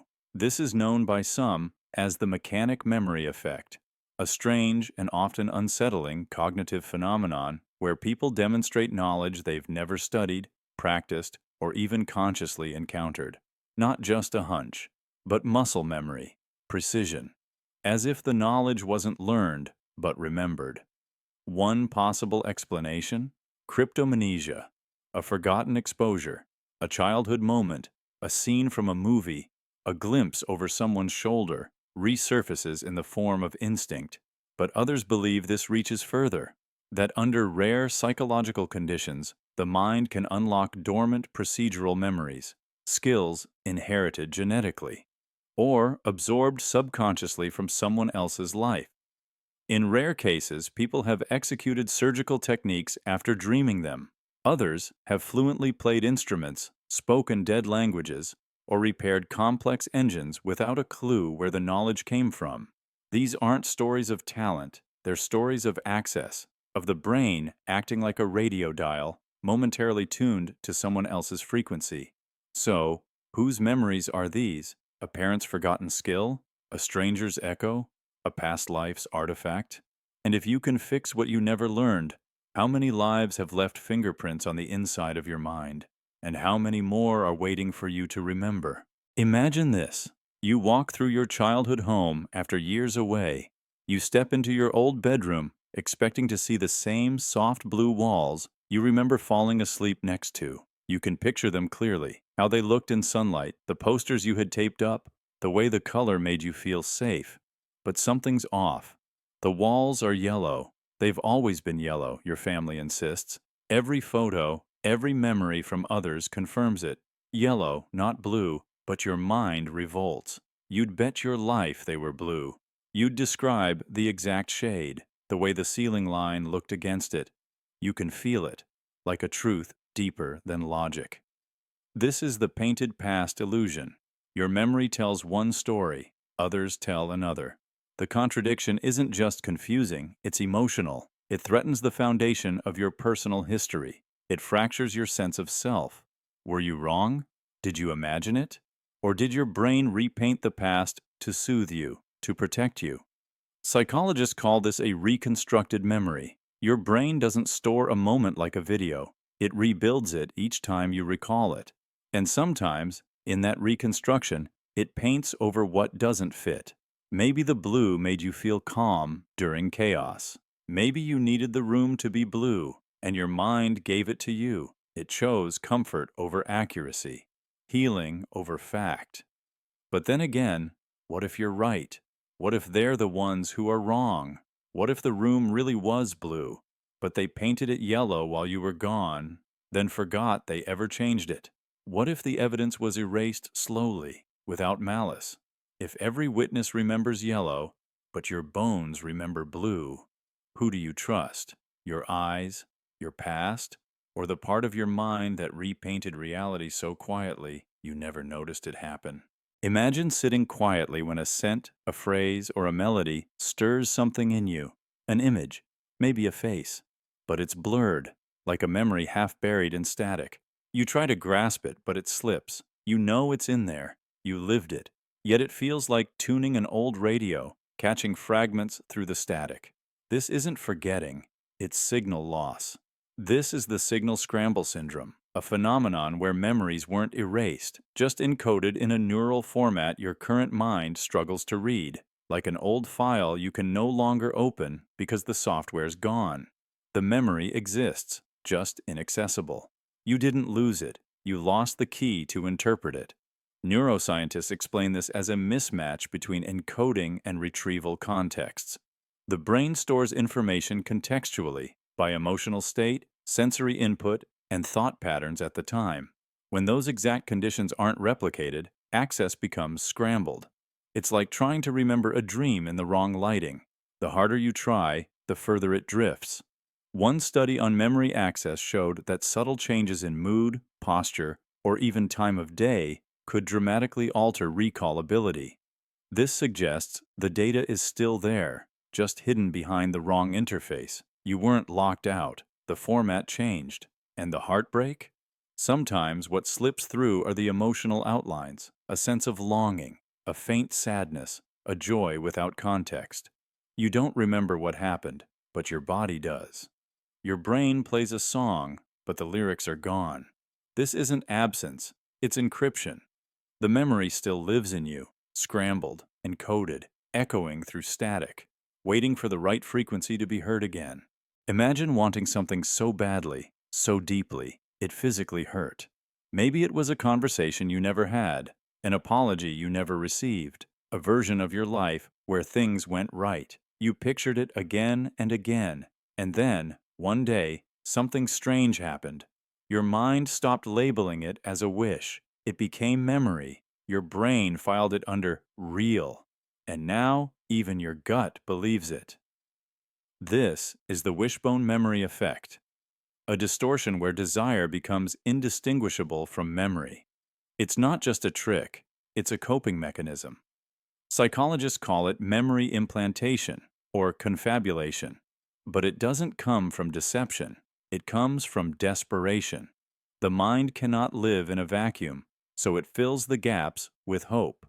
Neuroscience tells us that the regions of the brain used to imagine an event are nearly identical to those used to recall it. If the fantasy is detailed enough and repeated enough, it activates the same neural pathways as truth. You remember what never happened, but your body doesn't know the difference. Your heart speeds up, your throat tightens, your emotions respond.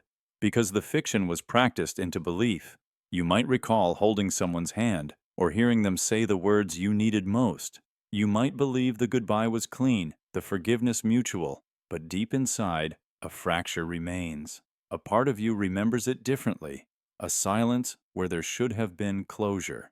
And here's the paradox. Sometimes, those false memories heal better than the truth ever could. Your mind chose them not to deceive you, but to let you rest. You built a kinder version of reality, and then you moved on. So when your mind offers you peace, ask yourself gently, did this really happen? Or did I wish for it so hard?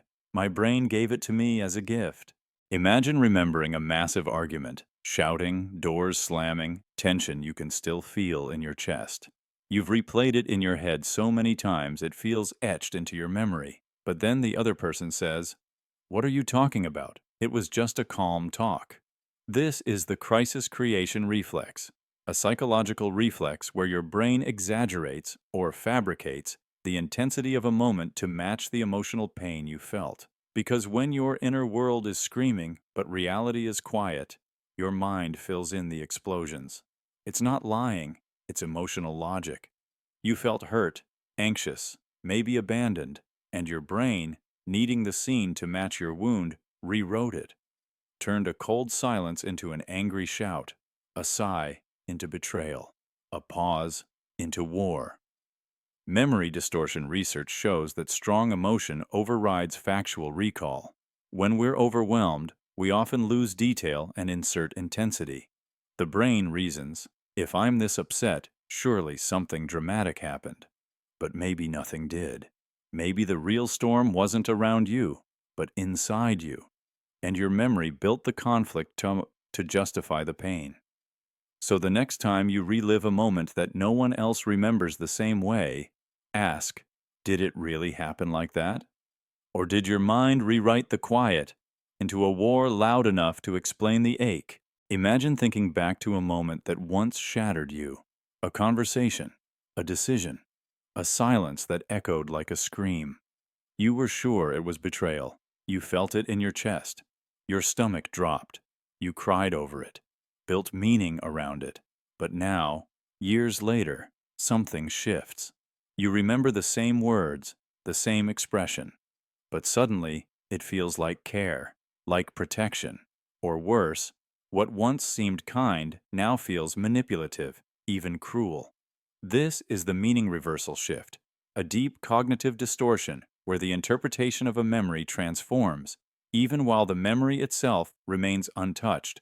The words don't change, the scene doesn't change, but you do. Your knowledge changes, your emotional maturity grows, and with that shift, the old file in your memory system gets infected by new meaning.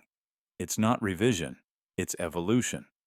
The brain stores memory with emotional metadata, how it felt when it was filed away. But emotions are volatile.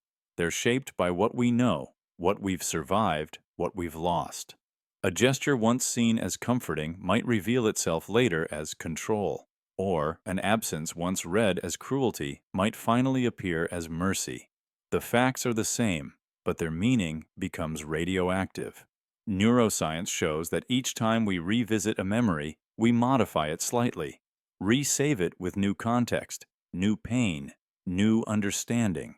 It's not that we forget, it's that we reinterpret, and with enough reinterpretation, the meaning flips entirely. You're left haunted by two versions of the same truth, and both feel valid. So ask yourself, was it betrayal or protection? Kindness or camouflage? Or did it always carry both, waiting for time to reveal what you were too young to understand? Imagine this. You're telling a story from your life. A big one, maybe a graduation, a breakup, a near-death moment. The facts are solid. You remember where it happened, who was there, what came next. But the emotion? That's where things blur. You feel joy where there should have been pain. Emptiness where you remember celebrating, and sadness clinging to what should have been triumph. It's like someone reshuffled the feelings, repainted the highs and lows. The events are intact, but their emotional weight has shifted. The map is right, but the terrain is wrong. This is the memory roller coaster reorder. The events stayed in sequence, but the emotional soundtrack got remixed. And now, your past feels wrong. Scientists call this affective memory distortion. The emotional tone of a memory isn't fixed. It gets rewritten every time you revisit it, affected by your mood, your beliefs, your current state of mind. Over time, your brain retroactively edits your history to match your identity. Maybe you want to believe you were strong, so you downplay how scared you were. Or maybe a happy memory got contaminated by betrayal that came later. Now it stings, even if it didn't back then. Sometimes joy gets overwritten by guilt, or pride gets numbed by shame. It doesn't mean the memory is fake, just that the emotional ink has been recolored. And sometimes, your brain just flips the script to help you cope. Because maybe you couldn't survive the real version. But then one day, you remember laughing at a funeral, or crying after winning. And you wonder, was that how it really felt? Or just how I need it to feel now? Who's in control of the emotional index of your life? And if you can't trust the feelings attached to your memories, can you trust the memories at all? Imagine finding an old photo of yourself, expecting familiarity, comfort, a glimpse of who you once were. But what you see feels foreign. The face, the posture, the expression.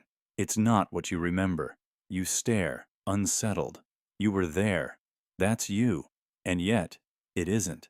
You remember being confident, glowing, alive. The photo shows someone awkward, distant, almost like a stranger. Which is real, the memory or the mirror? This is the reverse reflection trick, a cognitive illusion where the image you remember of yourself isn't what you looked like, but how you felt being seen. Your memory didn't store the visual, it stored the emotion.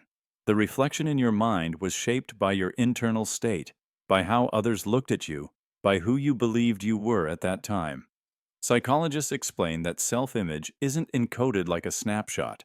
It's constructed, layered from reflections, interactions, and feedback over time. When you recall yourself, you're accessing a collage of sensation, identity, and imagined perspective, not a photograph. Your brain fills the gaps not with optics, but with feeling. And those feelings distort or enhance the picture. Studies show that people often misremember their physical appearance, especially during emotionally intense or formative years. The more emotion attached to the moment, the less visually accurate the memory. Your mind prioritized the feeling, joy, shame, power, vulnerability, and used that to sculpt an image of self that fit the story you were living. And the result? You carry around a version of yourself that feels more vivid, more you, than any photograph. But sometimes, reality interrupts, and it hurts. Not because you forgot what you looked like, but because what you felt and how you saw yourself was more real than any lens could ever capture. Imagine sitting across from someone, your heart pounding, your throat dry, words finally spilling out. You told them everything, the truth, the fear, the goodbye. You remember their face, the silence that followed, the relief that came after. It was hard, but it happened. You were sure. But weeks later, they look at you confused and say, "You never said any of that." And suddenly, reality buckles. This is the locked conversation syndrome, a psychological phenomenon where your mind simulates a conversation so vividly, so repeatedly, that it becomes embedded as memory. Not a lie, not a fantasy, a survival tool. Your brain needed resolution, so it imagined the confrontation, rehearsed the words, and filed it away as truth. Cognitive psychologists call this a confabulated memory, one created to fill a gap the real world refused to close. Under emotional pressure, especially when closure is missing, the brain blurs the line between what was said and what was imagined. And when imagination is strong enough, detailed enough, your neurons don't argue, they store it. Neuroscience shows that the same regions light up whether you recall a real memory or visualize a detailed fantasy. That's why dreams can feel lived and rehearsed arguments can feel spoken. You weren't lying, you were grieving, coping, trying to reclaim control over a moment that denied you dignity. Maybe you remember the tone of your voice, the exact words, the way they looked at you. Maybe it healed something inside. But now, the ground shifts. Doubt creeps in. Was it real or just necessary? So, if you're haunted by a memory they insist never happened, ask yourself, did you imagine it to protect your heart? And if so, does that make it any less real to you? Imagine seeing a stranger's face and instantly knowing them, like you've shared a moment. You remember conversations, maybe a shared joke, the way their eyes crinkle when they laugh. It's so real, so detailed. But when you approach them, they're confused. They've never met you. This is the implanted stranger narrative. A strange error in the memory system where your brain misassigns a face to a moment that mattered. It doesn't mean you're delusional. It means your brain, trying to reconstruct a scene from your past, stitched in the wrong face, one it saw briefly, somewhere else, one it grabbed because it fit the emotional blueprint. Memory doesn't play back like a movie. It assembles like a puzzle, pulling separate pieces from sound, image, emotion, smell. If a piece is missing, your brain substitutes. Sometimes, the face of a stranger replaces someone you actually knew. Maybe you saw them in a photo, on social media, or across a crowded street. And later, weeks, even years later, your mind needed to finish a memory. So it reached for the most familiar unknown it could find. Neuroscientists call it source misattribution, when the details of a memory are right, but the person assigned to it is wrong. So, when a stranger feels familiar, it might not be fate or déjà vu. It might be your brain quietly filling in the blanks with a face that never belonged, because sometimes the people we remember weren't really there at all. Imagine closing your eyes and recalling a vacation so vividly it steals your breath. The sun through foreign windows, the smell of rain on warm cobblestone, the clang of streetcars echoing through alleyways you swear you've walked. You remember the conversation in a language you barely know, but understood. You recall the food, the colors, the wind through a balcony you never stood on. Only one problem: you never went. Your passport is blank. No stamps, no ticket stubs, no bank records, not a trace of travel. And yet, the memory is undeniable, real, rooted, emotional. You even miss it. The feeling of being there, the peace, the awe. This is the memory tourist effect, a strange and surreal cognitive glitch where the mind constructs or absorbs travel memories with shocking clarity. These aren't daydreams. They're full-bodied recollections that settle like sediment in your mind. You know the layout of cities you've never entered. You recognize smells that should be foreign. Psychologists often label this as cryptomnesia, paired with false memory consolidation. Maybe you watched a travel video, heard a loved one's story, saw a photo, and your brain, desperate for meaning or belonging, adopted it as your own. But other theories go deeper. That in rare lucid or hypnagogic states, your mind accesses a form of borrowed memory, ancestral residue, collective experience, or fragments of consciousness you didn't generate. These aren't hallucinations. They come with emotion, with grief, with nostalgia for places your feet never touched. So when you ache for a city you've never seen, when you miss a moment you supposedly never lived, ask yourself, was it fantasy? Or did your mind take a trip without asking your permission?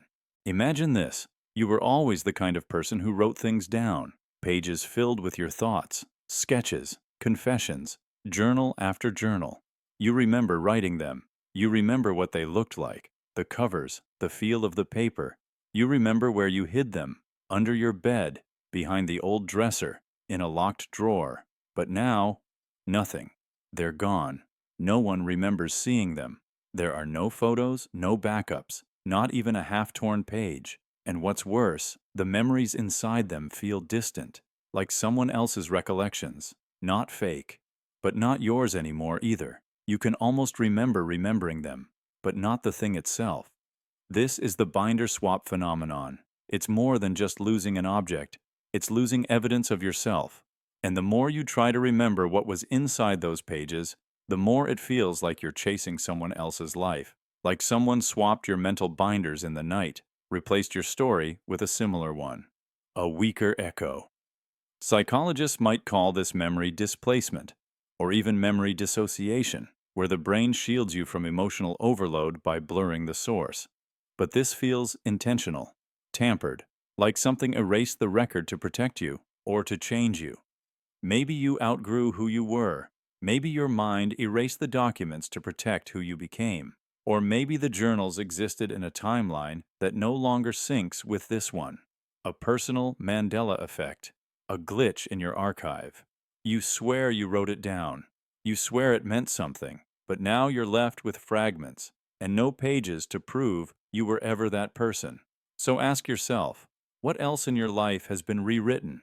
And who's really holding the binder of your past? Imagine recalling a vivid memory, skating down a hill at dusk, the wind in your face, the adrenaline rush. You've told the story a dozen times. It shaped your courage. But then one day, a friend says, "That wasn't you, that was me." And suddenly, you're not sure. You remember it, feel it, believe it. But now, doubt creeps in. Did you live that moment, or witness it and adopt it as your own? This is the doppelganger insert glitch, a memory anomaly where we absorb someone else's experience so fully it feels like our own. It doesn't start as deception. It begins with admiration, emotional proximity, or envy. You see someone do something powerful, and part of you internalizes it. Over time, especially if you retell it or reimagine it often, the boundary dissolves. Their moment becomes your memory. Psychologists have observed this in close relationships, siblings, best friends, even longtime colleagues, where shared experiences blur. The brain, in its quest for narrative cohesion, sometimes misattributes the origin of an event. It's called source monitoring error, and it happens when the brain stores emotional impact but loses track of where the event came from. In studies, participants misremembered seeing themselves perform actions they had only watched on video. Their brains substituted observation with experience. The memory didn't lie, it just changed ownership. And the strangest part, the more times they recalled the event, the more vivid and certain they became. And here's the twist, the more meaningful the moment, the more likely we are to internalize it. Not to steal, but to connect.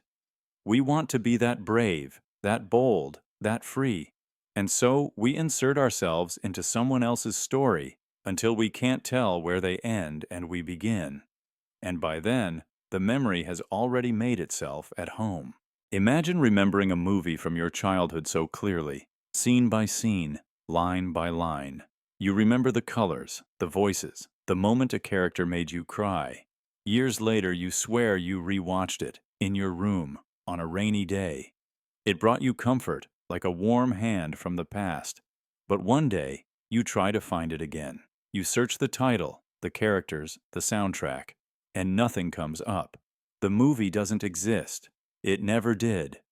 This is the rewatch delusion, a powerful psychological phenomenon where your brain fabricates not just a story, but the entire experience of revisiting it. A false second layer, a return to something that never was. It's not just a false memory, it's a false rewatch, a layered illusion built for emotional closure. Psychologists call this complex confabulation. The brain, driven by longing and nostalgia, constructs memories that fill emotional gaps. It knows you needed something comforting, something familiar, so it gave you the feeling of revisiting a childhood anchor, even if it had to invent the anchor from scratch. Neuroscience shows that the brain activates similar circuits for imagined events and real ones. Visual cortex, emotional centers, auditory recall. They light up when you dream, when you remember, and when you invent. The warmth you felt watching that movie again, your body doesn't know it's fiction. The comfort was real. And maybe that's the heart of it. You weren't chasing a film. You were chasing a version of yourself, softer, smaller, unbroken. And your mind gave you what reality couldn't, the memory of being okay. So the next time you're certain you rewatched a film no one can find, ask yourself, was it ever about the movie? Or did your brain give you a memory to survive with? Imagine hitting rewind on a memory, again and again. It's always the same one, a conversation, a glance, a silence. You keep replaying it, especially when you're anxious. But something strange happens. Every time you revisit it, a new detail appears, a sharper tone, a different word, a colder face. This is the replay button confusion. Your mind isn't reviewing the moment, it's rewriting it. When you're anxious, your brain isn't looking for truth, it's looking for an explanation. It wants to understand why you feel bad, so it reshapes the memory until it fits the emotion. Maybe the conversation wasn't tense, but now it is. Maybe no one was angry, but now they seem furious in your mind. What once was calm becomes sharp. What once was harmless becomes humiliating. You're not remembering the moment. You're editing it for emotional clarity. Neuroscientists call this memory reconsolidation. Every time you recall a memory, it becomes fragile. And if your brain is flooded with fear or insecurity during that recall, it quietly alters the details to match the mood.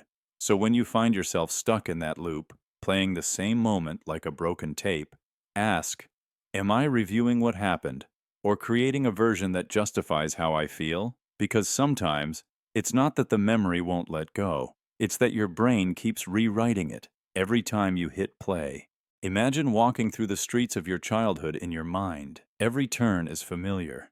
You remember where the trees leaned, where the sidewalk cracked, where the summer light always hit just right.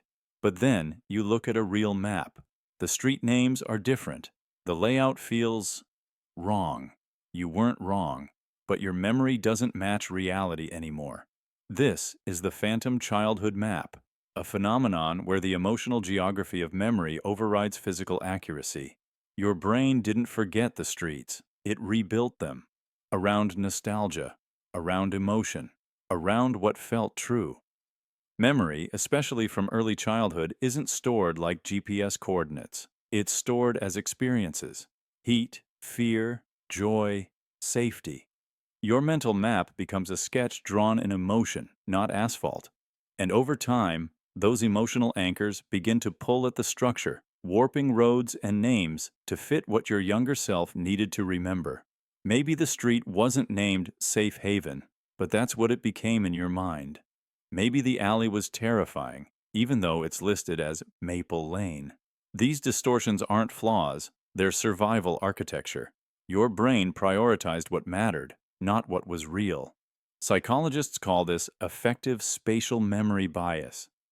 You walk through memories like cities built on feelings, not facts. And when you try to reconcile them with maps, it's jarring. You feel betrayed by the concrete, but the map you drew was never about roads. It was about the people, the fear, the joy you tucked into those corners.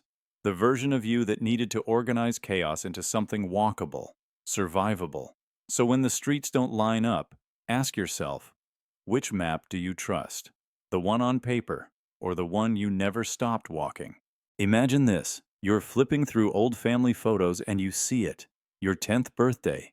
The one you always remembered so vividly. The chocolate cake. The friends gathered around. The candles. 12 of them, burning bright. You remember making a wish, blowing them out. Smoke curling into the air. It's a core memory. But then your eyes lock on the photo. No candles, just a plain cake. No fire, no glow, no wish. You blink, you double check. You were so sure. You can even feel the breath you took to blow them out. You can hear your friends cheering. You can almost smell the wax. But the evidence disagrees. The moment is quiet, undecorated, candleless. This is the candles that weren't. Your brain inserted something small, symbolic, but powerful, and it stuck. Maybe it was a future birthday you're blending in. Maybe you wanted the candles to be there because they meant something, because they marked a moment of change, a line between childhoods, a proof of celebration or significance. Your brain added fire because fire meant meaning. Neuroscientists say memory isn't a recording, it's a reconstruction. Each time you recall an event, your brain reassembles the pieces like a puzzle, but sometimes it adds new ones. Emotional weight can create visual artifacts.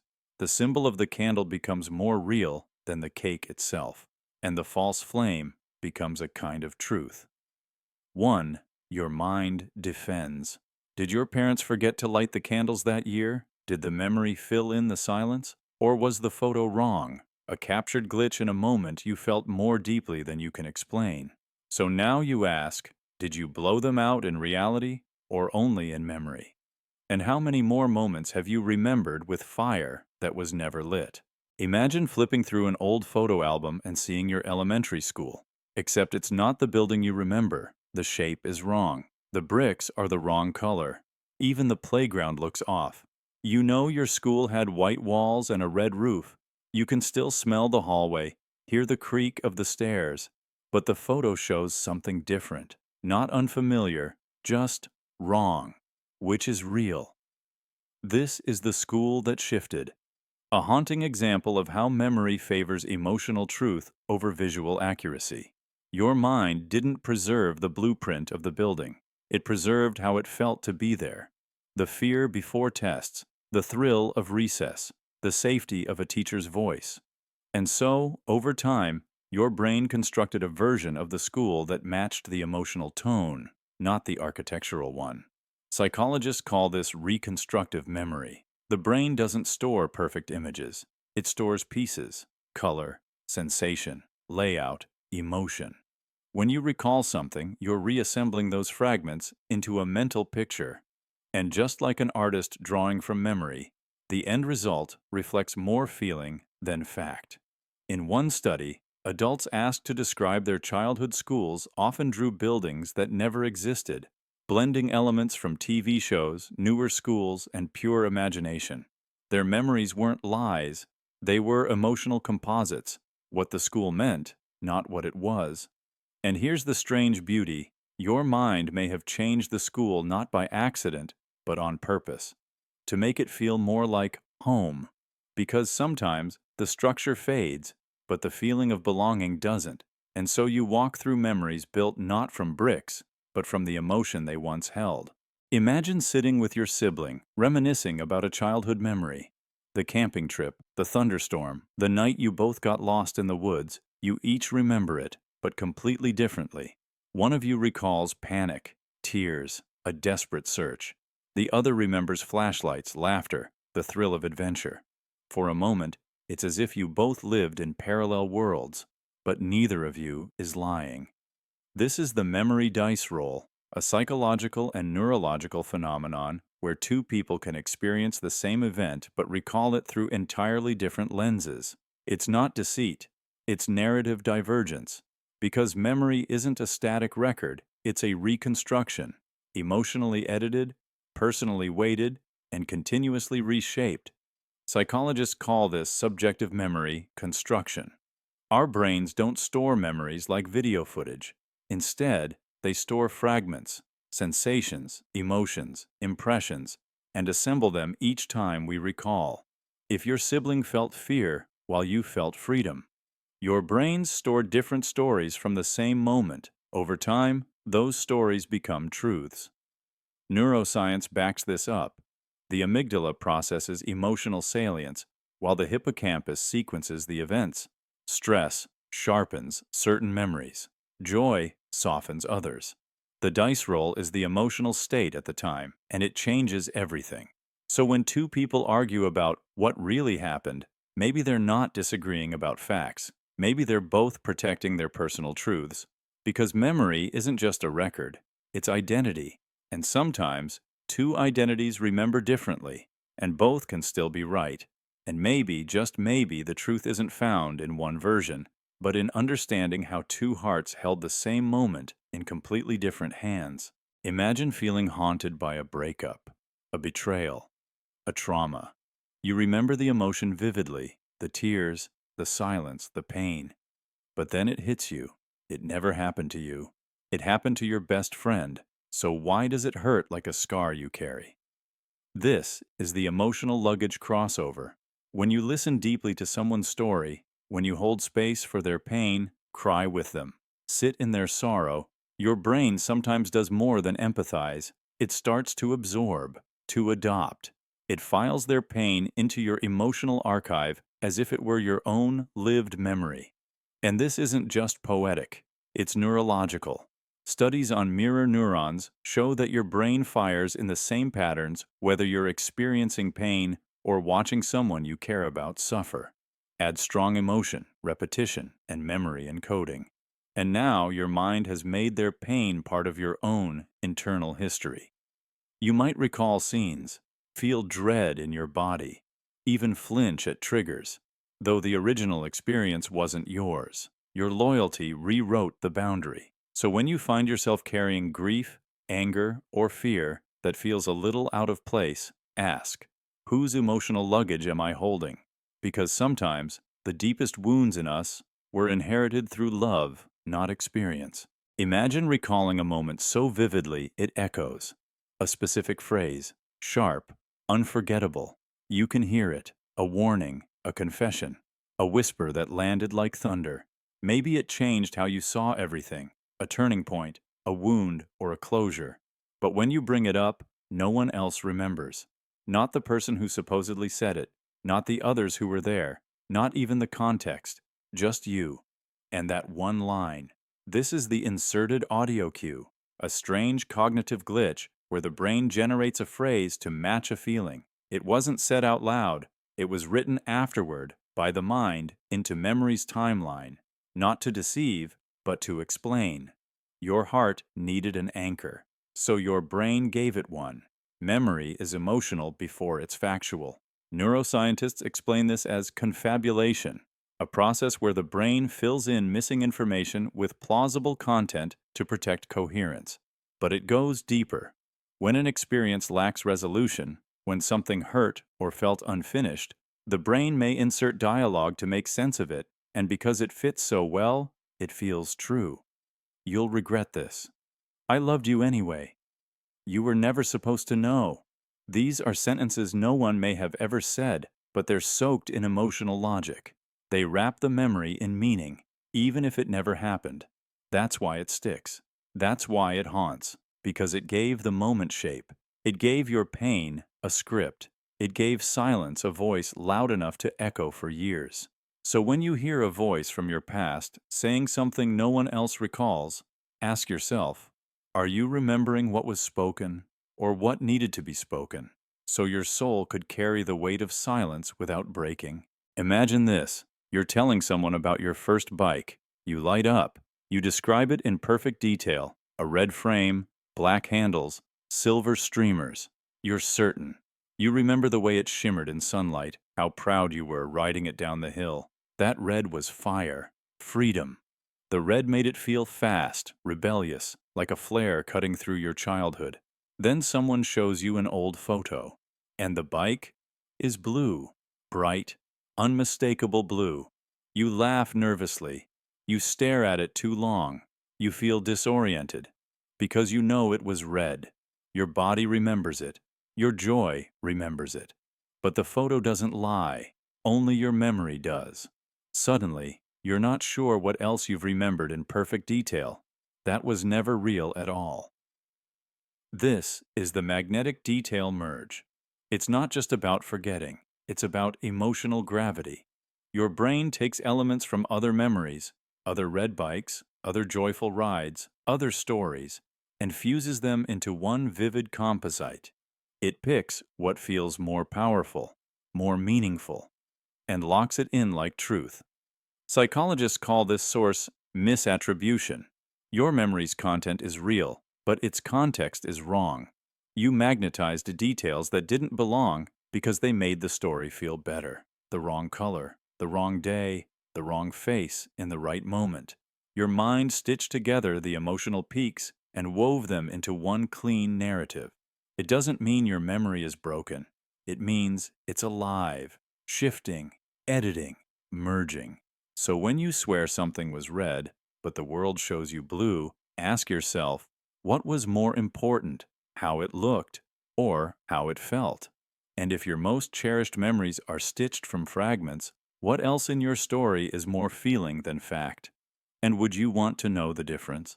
Imagine remembering a moment so clearly, laughing in a car, the sun on your skin, someone's hand in yours. It feels warm, safe, golden. But as you sit with the memory longer, something feels off. You remember what happened next, just barely. A fight, a betrayal, maybe something worse. But it's hazy now, like fog rolling in. The warmth stayed, the pain didn't. The memory softened, not by choice, but by necessity.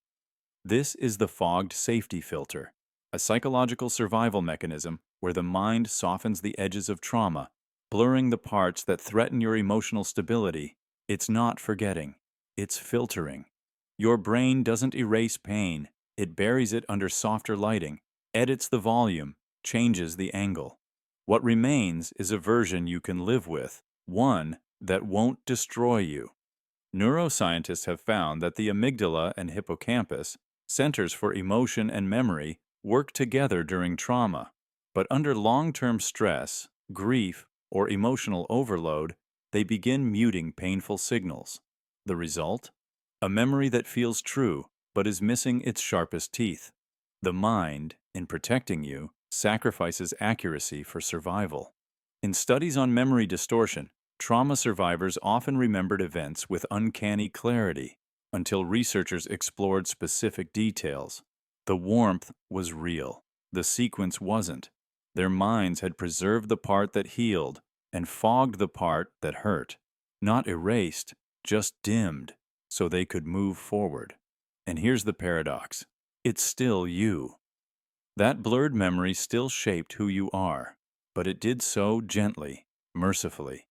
Not because it lied, but because it knew you weren't ready to remember. So it saved what it could, dimmed what it had to, and left you with something you could carry without breaking. Imagine waking up with a sense of déjà vu that refuses to fade. You know this place, this feeling, this version of yourself, but it doesn't match your life. You're married or you're not. You have kids or you don't.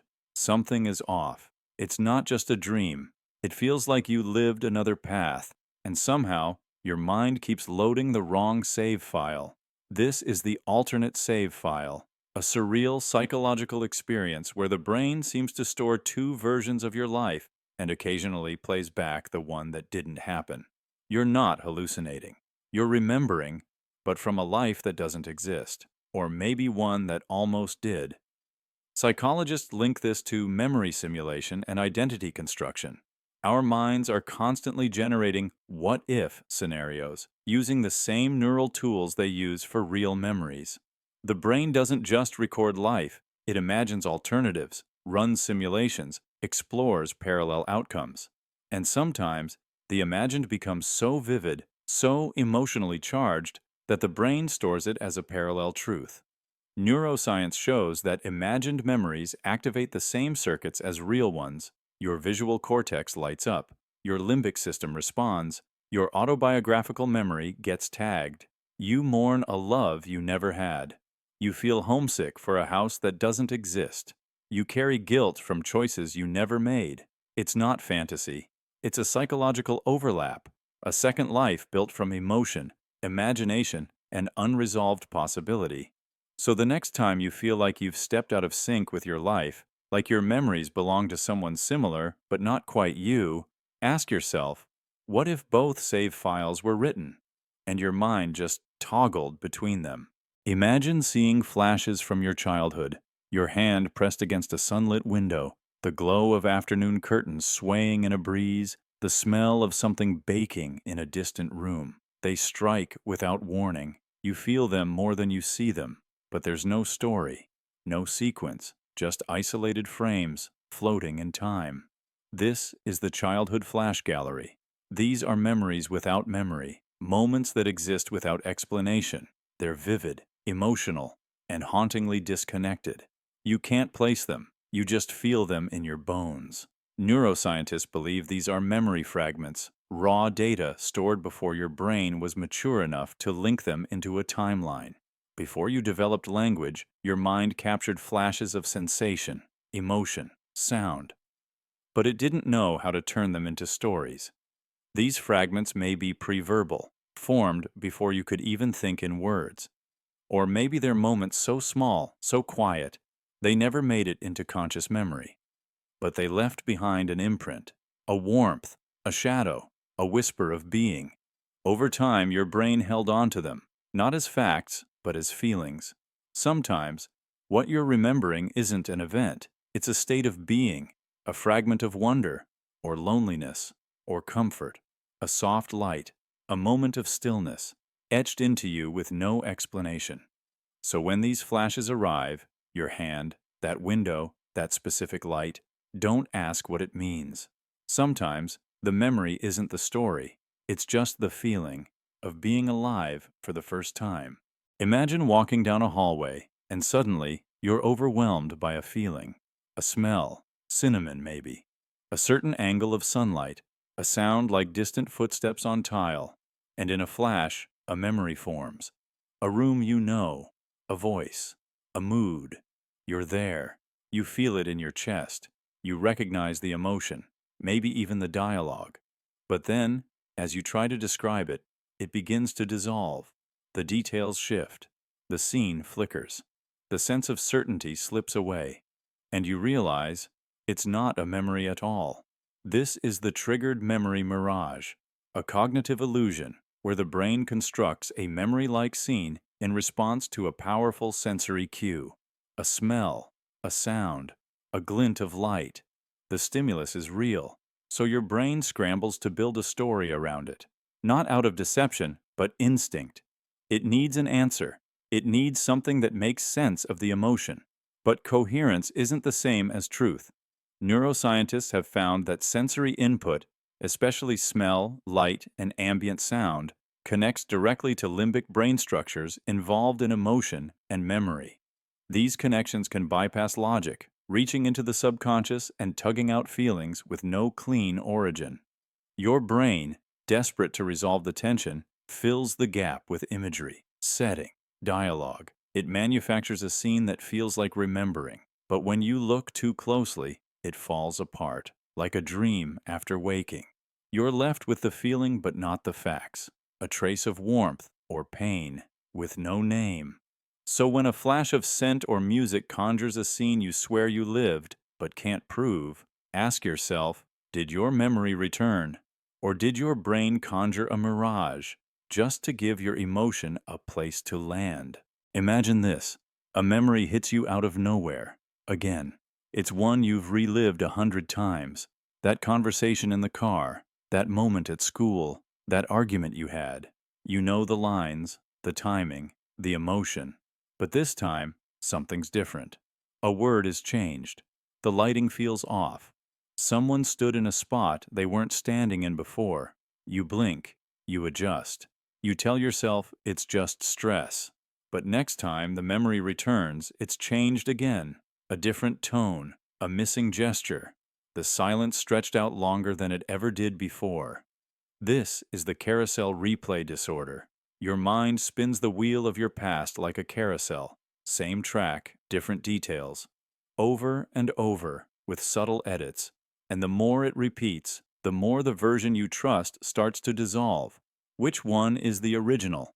Was it ever real at all? Psychologists call it memory reconsolidation. Each time you revisit a memory, your brain doesn't just recall it, it rewrites it, slightly, based on your current mood, beliefs, even your guilt, like putting the same tape back in and recording just 1 second over it, again and again. Eventually, the memory becomes a blur of possibilities. One version where they yelled, one where you cried, one where no one said anything at all. And your brain rotates through them like a spinning wheel, hoping to land on the one that finally makes emotional sense, the one that makes you feel safe, or justified, or not alone. But what if none of them are accurate? What if your brain isn't trying to remember? What if it's trying to rebuild the truth until it hurts less? And in the process, erasing the real one forever. So now you sit with this carousel of near truths and ask, which version of your past is playing today? And how long until even that version slips away? Imagine thinking back to someone who hurt you, what they said, what they did. You feel the anger rise instantly. The betrayal still stings, but there's something missing. You used to feel grateful. You remember vaguely that they helped you once, showed up for you, believed in you. But that part is dim now, soft, distant, drowned beneath the sharper edges of pain. The warmth faded, only the cold stayed. This is the forgotten gratitude fade, a psychological bias where your brain retains negative emotions longer than positive ones. It's not spite, it's survival. The mind clings to pain to protect you. But in doing so, it often lets go of kindness first. You don't forget it happened, you forget how it felt. And so your past becomes harsher, your memories more bitter than true. Studies in emotional memory show that gratitude, joy, and empathy are encoded differently than fear or anger. Positive feelings fade faster without reinforcement. Meanwhile, negative emotions, especially those tied to perceived betrayal, remain sharp.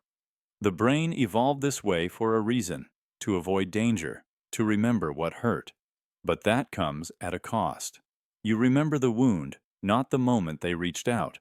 You recall the silence, not the time they listened. In one experiment, participants asked to recall a past relationship overwhelmingly remembered the conflicts before the care, the anger before the affection. Their brains weren't lying, they were prioritizing. But what they lost was emotional balance, and with it, the full truth. And here's the quiet tragedy. Without effort, gratitude disappears. And when it does, your history reshapes itself into something colder, lonelier, and more unfair than it really was. Not because it's false, but because the warmth was allowed to fade, and the pain insisted on staying. Imagine being absolutely certain that a major event happened on your birthday. You remember the way it colored the day, the emotions, the phone calls, the silence. You've carried it with you for years, but eventually, someone challenges it. They say it happened on Christmas, or New Year's, or a random weekend, and now you feel disoriented, like the ground under your most personal story just shifted. This is the holiday event swap, a psychological distortion where your brain reassigns emotional milestones to meaningful dates. It's not forgetfulness, it's emotional anchoring. Your brain tries to organize time around meaning. It wants important events to belong to significant moments, birthdays, holidays, anniversaries, because it makes the chaos easier to hold. Psychologists call this time memory binding. Emotionally charged memories are often misdated because they're reconstructed, not retrieved. Your brain doesn't sort time like a calendar. It sorts by intensity, relevance, emotional impact. And sometimes, that means pasting a powerful event onto a date that already feels sacred or already hurts. Neuroscience shows the amygdala and hippocampus play this game together. One adds emotion, the other attempts to stamp time. But when emotions override context, even the timestamp bends. Your brain isn't being dishonest. It's trying to give the story more weight. It's placing the memory where it feels it belongs. And here's the strange part. Once that emotional placement sets in, it's hard to undo. The memory feels glued to the day, even if the facts say otherwise. You're not broken. You're built to make meaning. So if you remember it happening on your birthday and no one else agrees, maybe they're right. But so are you. Your memory didn't choose accuracy. It chose importance. Because for the brain, when something matters, is often more powerful than when it happened. Imagine describing a city you remember in perfect detail. Cobblestone streets that echoed beneath your steps, a yellow bakery on the corner with a bell that chimed when the door opened, the sound of church bells at noon, and a quiet train station tucked beside a river. You've walked it in your dreams. You've felt the sun on its roofs, but when you try to find it, it's not there. No map, no name, no one else recalls it. This is the geography drift effect. A strange mental phenomenon where the brain constructs a city not from geography, but from emotional residue. Your mind collects fragments, dreams, stories, forgotten vacations, background settings from films, and stitches them into a place that feels more real than reality. You're not hallucinating. You're remembering something that was never whole to begin with. Psychologists believe this is tied to dream synthesis and false memory formation. The brain, especially under stress or nostalgia, can create fully immersive spaces out of scattered impressions. Places we longed for, places we needed to exist, sanctuaries, escapes, or simply missing pieces. Some of these cities are recurring. People revisit them in dreams over years, even decades. Some wake from sleep, convinced they've returned home, only to realize that home never existed outside their mind. So when you find yourself nostalgic for a street you can't locate, or a city you swear you visited but no one else knows, Ask, was it real? Or did your brain build it brick by brick from everything it hoped was true? Because sometimes the safest cities in our minds were never drawn on any map. Imagine remembering someone's voice so clearly it feels like they're still speaking to you. The tone, the rhythm, the way they used to say your name. You carry it with you like a song, etched into your emotional memory, untouched by time. But then, years later, you hear them speak again, and something's off. The pitch is too high, the warmth is missing, the words land differently.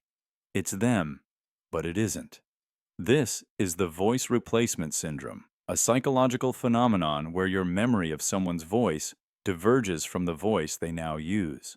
And often, it's not their voice that changed, it's the one you preserved that's been rewritten. Over time, your emotions sculpted their sound. Grief softened it into a lullaby. Anger turned it sharp, like broken glass. Nostalgia stretched it into something gentler than it ever was. What you recall isn't their voice, it's what your feelings needed it to be. The brain doesn't store voices like recordings, it stores impressions, interpretations, meaning. Each time you revisit the memory, you unknowingly edit it. Add warmth, subtract pain. Your mind replaces the real voice with an emotional projection. And that's what you carry, a version of them that may never have existed. Neuroscientists refer to this as auditory confabulation, the mind reconstructing sound to match emotional expectation. So when reality returns, when you hear them again, it feels disorienting, even wrong, like your memory lied, or like something sacred was switched when you weren't looking. So when someone's voice sounds wrong to your ears but right to the world, ask yourself, did they change? Or did your heart rewrite their sound to survive the silence they left behind? Imagine this. You remember exactly where you were when it happened. The news broke. The air froze. The whole world stopped moving for a second. You remember the room, the smell, the expression on someone's face. Maybe it was 9/11. Maybe it was a celebrity's death or a national disaster. You felt like the moment seared itself into your mind like a flashbulb going off. But then something cracks. You talk to friends. They remember it differently. The place, the timing, the people. Or worse, they remember the same moment with the same vivid details as you, down to identical quotes or gestures. You start to wonder, did I live it or did I adopt it? This is the flashbulb lie illusion. We believe certain traumatic or emotional events burn themselves into our memory with perfect clarity. But studies show something darker. These memories feel sharper, but they're often the most inaccurate. Why? Because they're reinforced over time by repetition, storytelling, media coverage, and collective belief. The more people repeat the moment, the more you absorb the script. Psychologists say the illusion is emotional. The memory feels important, so it must be true. But the brain doesn't care about facts. It cares about meaning, so it borrows from the culture, the headlines, and the drama, and builds a memory that feels right, even if it isn't. You might have seen a news clip days later, but your brain painted you in the moment, hearing it live. You might have imagined a friend gasping, and now you remember their exact words, even if they weren't there. That's how vivid memory becomes social myth. So next time you swear you remember where you were when the world changed, ask yourself, do you remember it?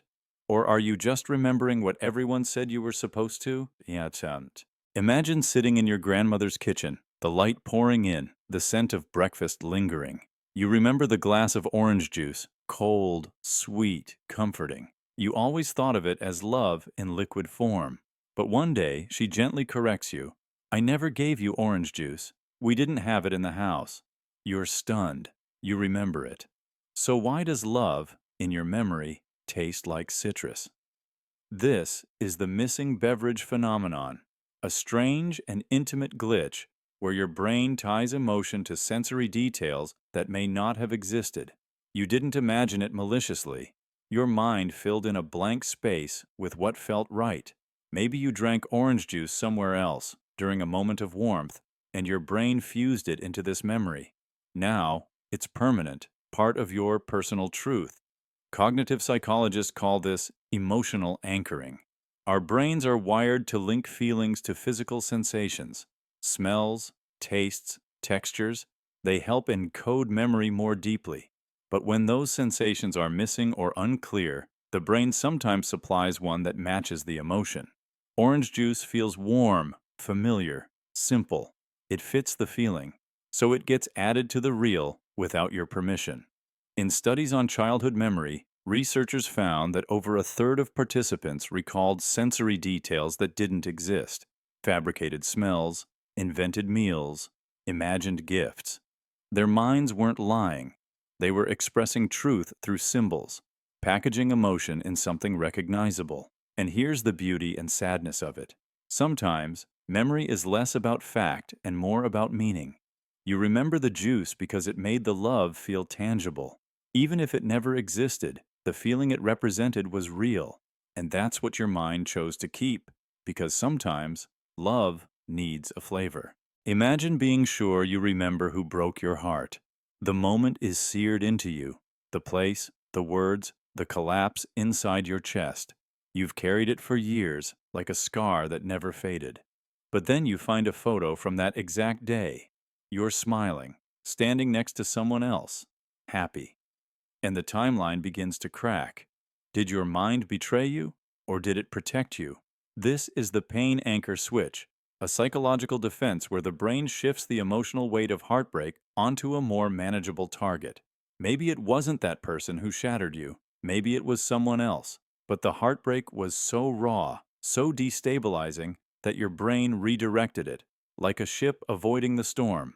Psychologists call this memory reattribution. The mind doesn't just record events, it edits them to protect the core of who you are. When pain becomes unbearable, your mind might assign it to a different face, not out of deception, but out of self-preservation. You're still carrying the heartbreak, but your brain gave it a different author. Neuroscience shows that the amygdala, which processes emotion, and the hippocampus, which handles memory, can become unsynchronized under stress. In traumatic moments, the brain might encode the feeling perfectly, but scramble the context. What remains is a vivid emotion without a clean source. So we fill in the blanks. We create a version that lets us survive. You're not lying to yourself, you're adapting. If your brain needed to swap faces to protect you, it wasn't weakness, it was mercy. So if the past doesn't match the pictures, if you remember pain where no one else does, it doesn't mean your memory is broken. It might mean your heart was, so your mind changed the story just enough to keep it beating. Imagine vividly remembering a music video, rain falling in slow motion, a girl running barefoot down a dark hallway, lights flickering in sync with each beat. You see someone screaming underwater, a flash of headlights, a slow embrace in a parking lot. You've seen it hundreds of times. The song is burned into the visuals. Every frame feels real. But here's the twist. The video never existed. This is the soundtrack glitch effect. Your brain didn't just hear the music, it built a story around it, a personal, cinematic hallucination. A moment that helped you process something deeper. Maybe heartbreak, maybe hope, maybe just the ache of being alive. Your mind choreographed scenes, images, emotions, and paired them with melody, because that song understood you when no one else did. And that private video? It became memory. Psychologists studying emotional recall have found that the brain often treats vivid imagination, especially paired with music, as real experience. The brain doesn't always separate memory from vision when emotion is involved. Music becomes a key, and what it unlocks doesn't need to be factual. It just needs to feel true. So when you remember a music video no one else can find, ask yourself, did it ever exist? Or did your mind finally give your emotions a stage and a soundtrack? Because sometimes the most unforgettable scenes we carry were never filmed, but they're real to us, just the same. Imagine replaying a conversation from years ago. You remember the words clearly, sharp, specific, maybe even haunting. But as the scene plays in your mind, something strange happens. Your lips are moving. You're the one saying the line. The voice feels familiar, the sentence unchanged, but it doesn't belong to you. Or does it? This is the mental dubbing error, a strange distortion where the brain confuses speaker and receiver. Someone else once said those words, but you've replayed them so many times in your head, over weeks, months, even years, that your mind redubbed the scene. It swapped the voice, gave you the dialogue. Now, in your memory, you are the one who spoke. This isn't deception, it's emotional adaptation. The brain doesn't store memories like files. It rewrites them every time you revisit. If a line carried emotional weight, shock, regret, longing, you return to it again and again. Maybe you imagined what you could have said, or what you wish you'd said, and somewhere along the way, the boundary blurred. Your mind re-recorded the track using your own tone, your own mouth, the voice you trust most. Neuroscientists call this source misattribution. It often happens with emotionally charged memories, arguments, betrayals, moments of loss. You're not misremembering the words, you're misremembering the speaker. And the more you relive it, the more your version becomes the default. That's why it feels so real, because in a way, it is. It became real the moment your mind made it part of your voice. So when you recall what they said, but see your own face speaking, pause and ask, are you remembering their truth? Or your version, layered so deeply it rewrote the scene with your voice until you forgot it was ever borrowed. Imagine this. You're lying in bed, thinking back to that fight, the one that ended everything. But you feel a small comfort because you remember trying. You apologized. You sent the message. You walked up to them and said the thing that needed saying. You tried to fix it. You remember the expression on their face softening. You remember the words landing just right. You remember closure. But days later, you scroll through your messages, and there's nothing. No call, no text, no record. You never said it. You just imagined it, and your brain saved that version as real. This is the fix-it flashback filter. It's not just wishful thinking. It's a memory error built from hope and guilt. Your mind couldn't tolerate the regret, so it created a patch. It ran the ideal version of the memory like a simulation, then filed it next to the real ones. And over time, it stuck. You remember doing the right thing because you needed to, because it helped you sleep, because it helped you live with yourself. Psychologists call this false memory implantation, not by someone else, but by yourself. Your brain can take imagined scenarios and store them with the same texture as truth, especially when they resolve emotional pain. It's the mind's way of surviving guilt. Maybe you pictured yourself apologizing so often, it became real. Maybe you told the story in your head so many times, your body now feels like you lived it. The weight lifted, the damage undone, the world set right. That's not weakness. That's your brain defending you from the unbearable. But it leaves a dangerous question. What else do you remember fixing? And what if the person on the other end is still waiting for a moment that never happened? Imagine you're walking through a crowded street when a faint trace of perfume twists the air around you. Your heart lurches. Pain, longing, nostalgia, all for someone you never even dated. You know this scent. It feels like a chapter from your past. But if you search your memory, the person your heart aches for isn't real. What just happened? Why does your body grieve for a ghost?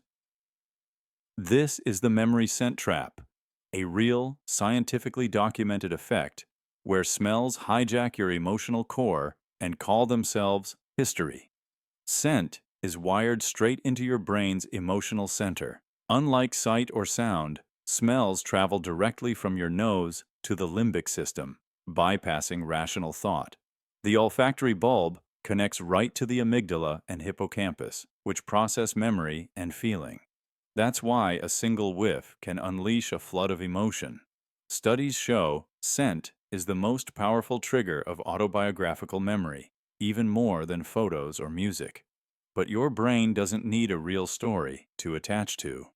If you were lonely, vulnerable, or simply craving connection when you first smelled that perfume, your mind might have grafted an imaginary love onto the sensation. The scent becomes a bookmark, and every time you catch it, the emotion returns, vivid and raw, regardless of whether the person existed. Scientists have found that people often misattribute the emotional punch of a scent to invented or altered memories. In one study, participants swore a scent reminded them of someone, only to realize they'd never actually met them. Your mind wants to explain the surge, so it creates a history to fit the feeling. The heartbreak? That feeling is real, even if the person never was. Your senses wrote a love story your memory insists on living.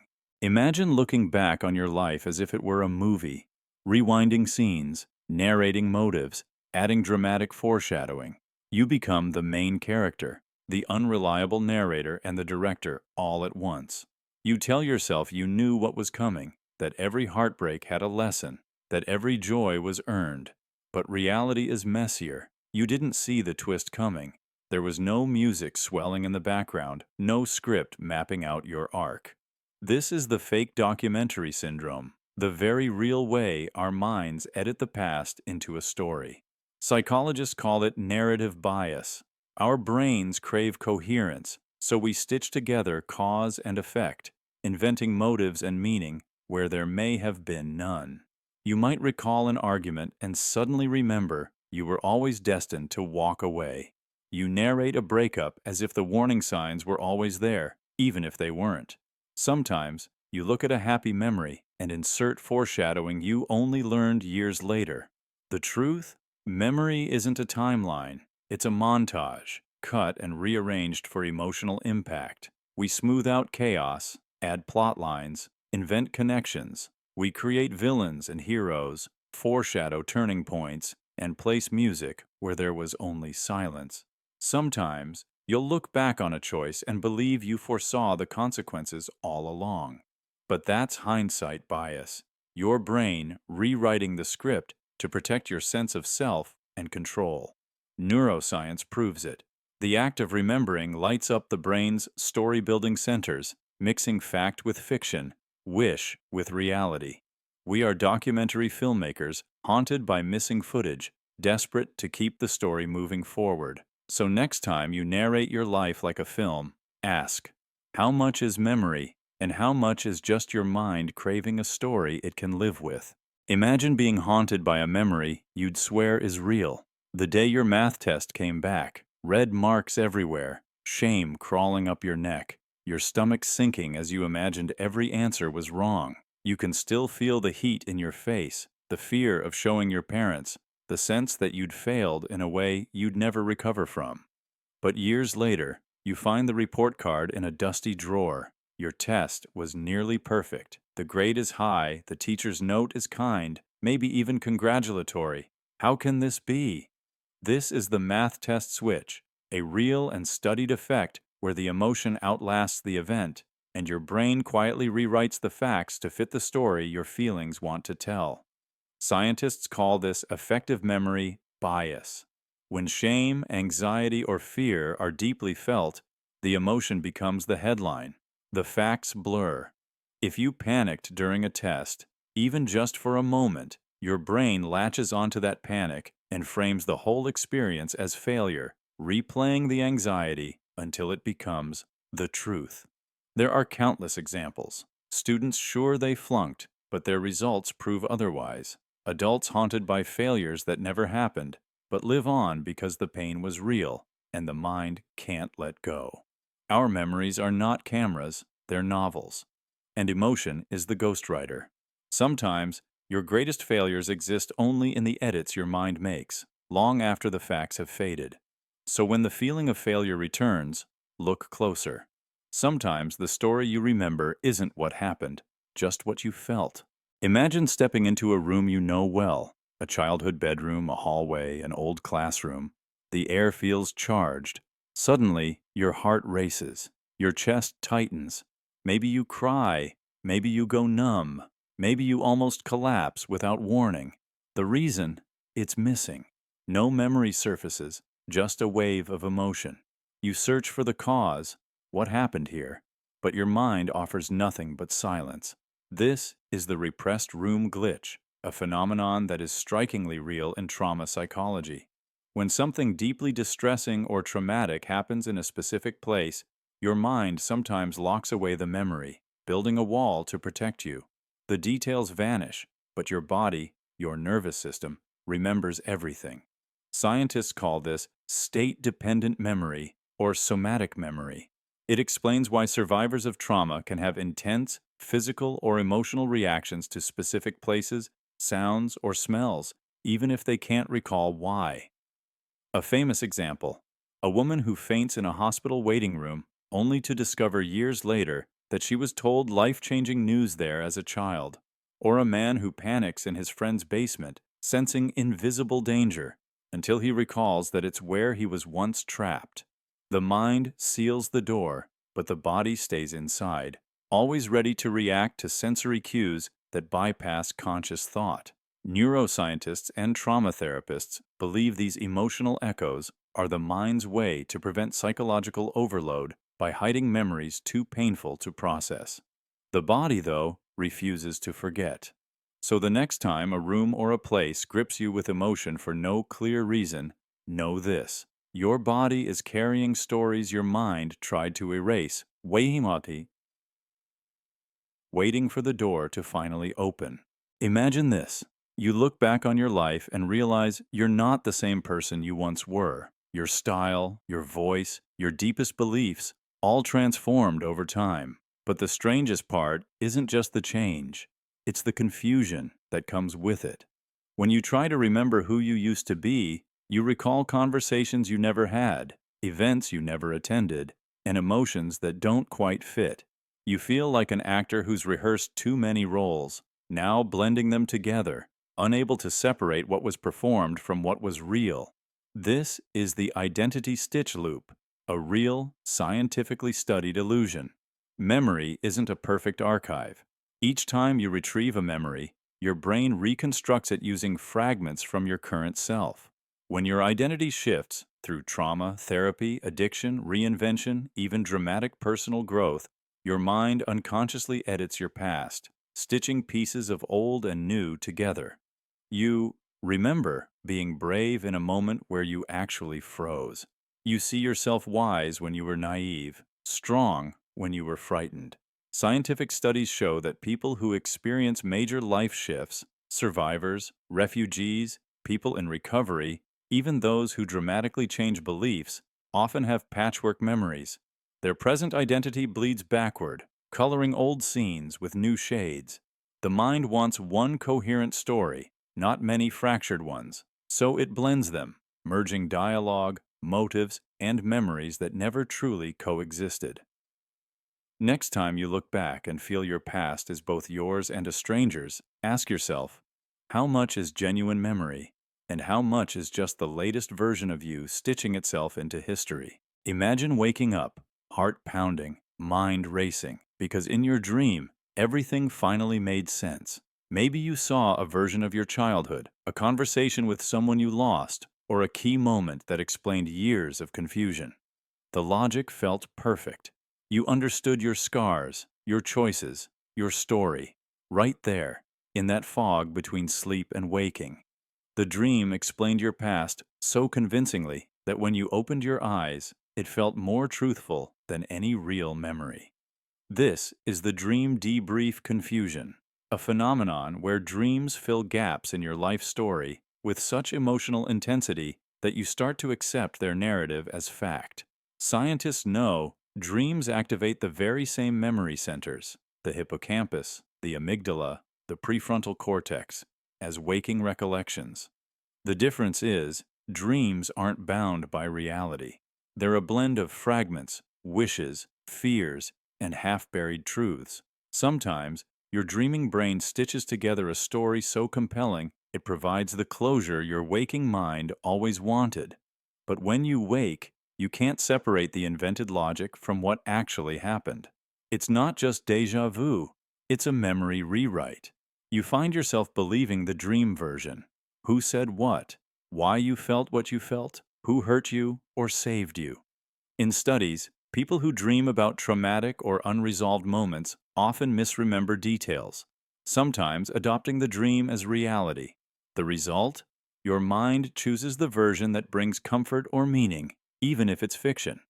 And so, you end up living by a story crafted in your own sleep, trusting the dream over the messy, uncertain truth. Imagine holding onto a memory that everyone around you insists never happened. You remember the room, the words, the fear or joy, the way your heart pounded. But when you speak about it, you're met with blank stares, denial, or even anger. That never happened, they say. But the memory haunts you anyway, replaying itself in the dark, coloring your dreams, whispering from the corners of your mind. At some point, you stop arguing. The truth becomes irrelevant the moment your mind accepts the illusion. This is the forbidden memory mirage, a deeply real psychological phenomenon where a memory, denied by everyone else, takes root and becomes your private reality. Sometimes, the memory is born from confusion, suggestion, or trauma. Other times, it's a fragment so emotionally charged that your mind can't let it go, even when the world demands you erase it. Psychologists call this false memory syndrome, and it's often triggered by authority, suggestion, or repeated denial. The brain, especially under stress or when isolated, is vulnerable to rewriting its own history. Yet, even if the memory was planted or shaped by external influence, your mind experiences it as truth. You feel the emotion, the physical response, the pain, or longing as if it were real.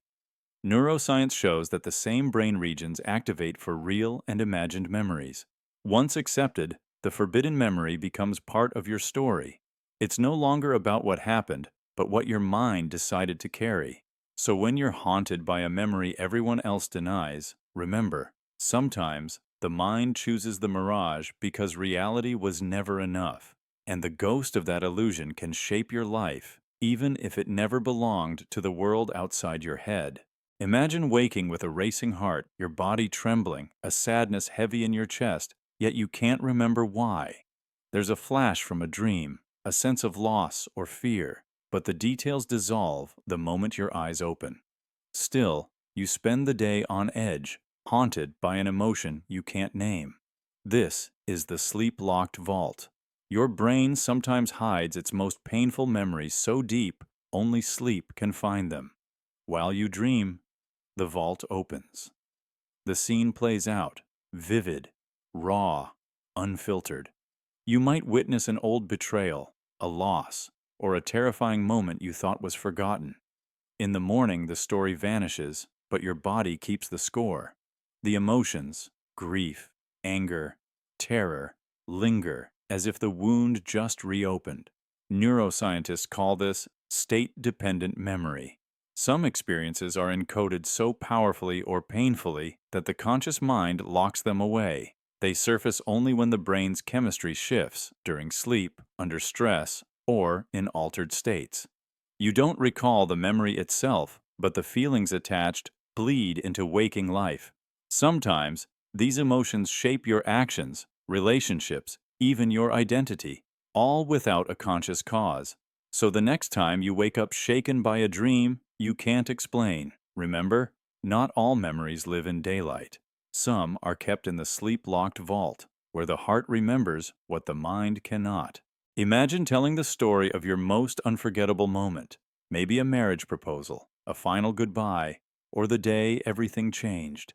In your memory, you're by a shimmering lake, the air cool, the sunlight painting the water gold. The setting feels perfect, but someone else, maybe even the person who shared the moment, interrupts. Wait, that happened in a diner, by the highway, not by the lake. This is the location transfer glitch, a strikingly real phenomenon in cognitive psychology. Our brains don't store every detail of an event. They store fragments, and when we recall them, we fill in gaps with imagination, desire, or even cinematic flair. Especially with powerful emotional memories, the mind is drawn to idealization. It can replace mundane settings with ones that match the feeling you want to remember. A plain diner becomes a lakeside. A hospital room becomes a sunlit porch. Neuroscientists call this memory reconsolidation. Each time you revisit a memory, Your brain edits and resaves it, sometimes swapping out the backdrop to better fit your emotions or self-narrative. The more often you recall it, the more true the edited version feels. That's why two people can remember the same event in wildly different places, because memory isn't a recording, it's a story constantly rewritten. So next time your heart swears something happened by the lake, but the evidence says otherwise, remember, your mind's editor is always working, crafting memories to match the way you want your story to feel. Imagine this. You stumble across a memory so vivid, it feels like reading from an old diary. The page is crisp in your mind. The time, the date, the rain on your window, the exact words you whispered to yourself in the dark. You're certain you wrote it down once. You remember the weight of the pen, the drag of ink across paper. You could quote the entry, word for word. But when you search your journals, there's nothing. No record, no physical page, just the memory of the story itself, looping in your head like a mantra. You never wrote it. You only rehearsed it, again and again, until it fossilized. This is the diary you never wrote. Psychologists say the mind can create autobiographical memories that feel as solid as anything you actually recorded. When you repeat a thought, retell a story, or replay a feeling often enough, your brain encodes it as real experience, even if it never left your head.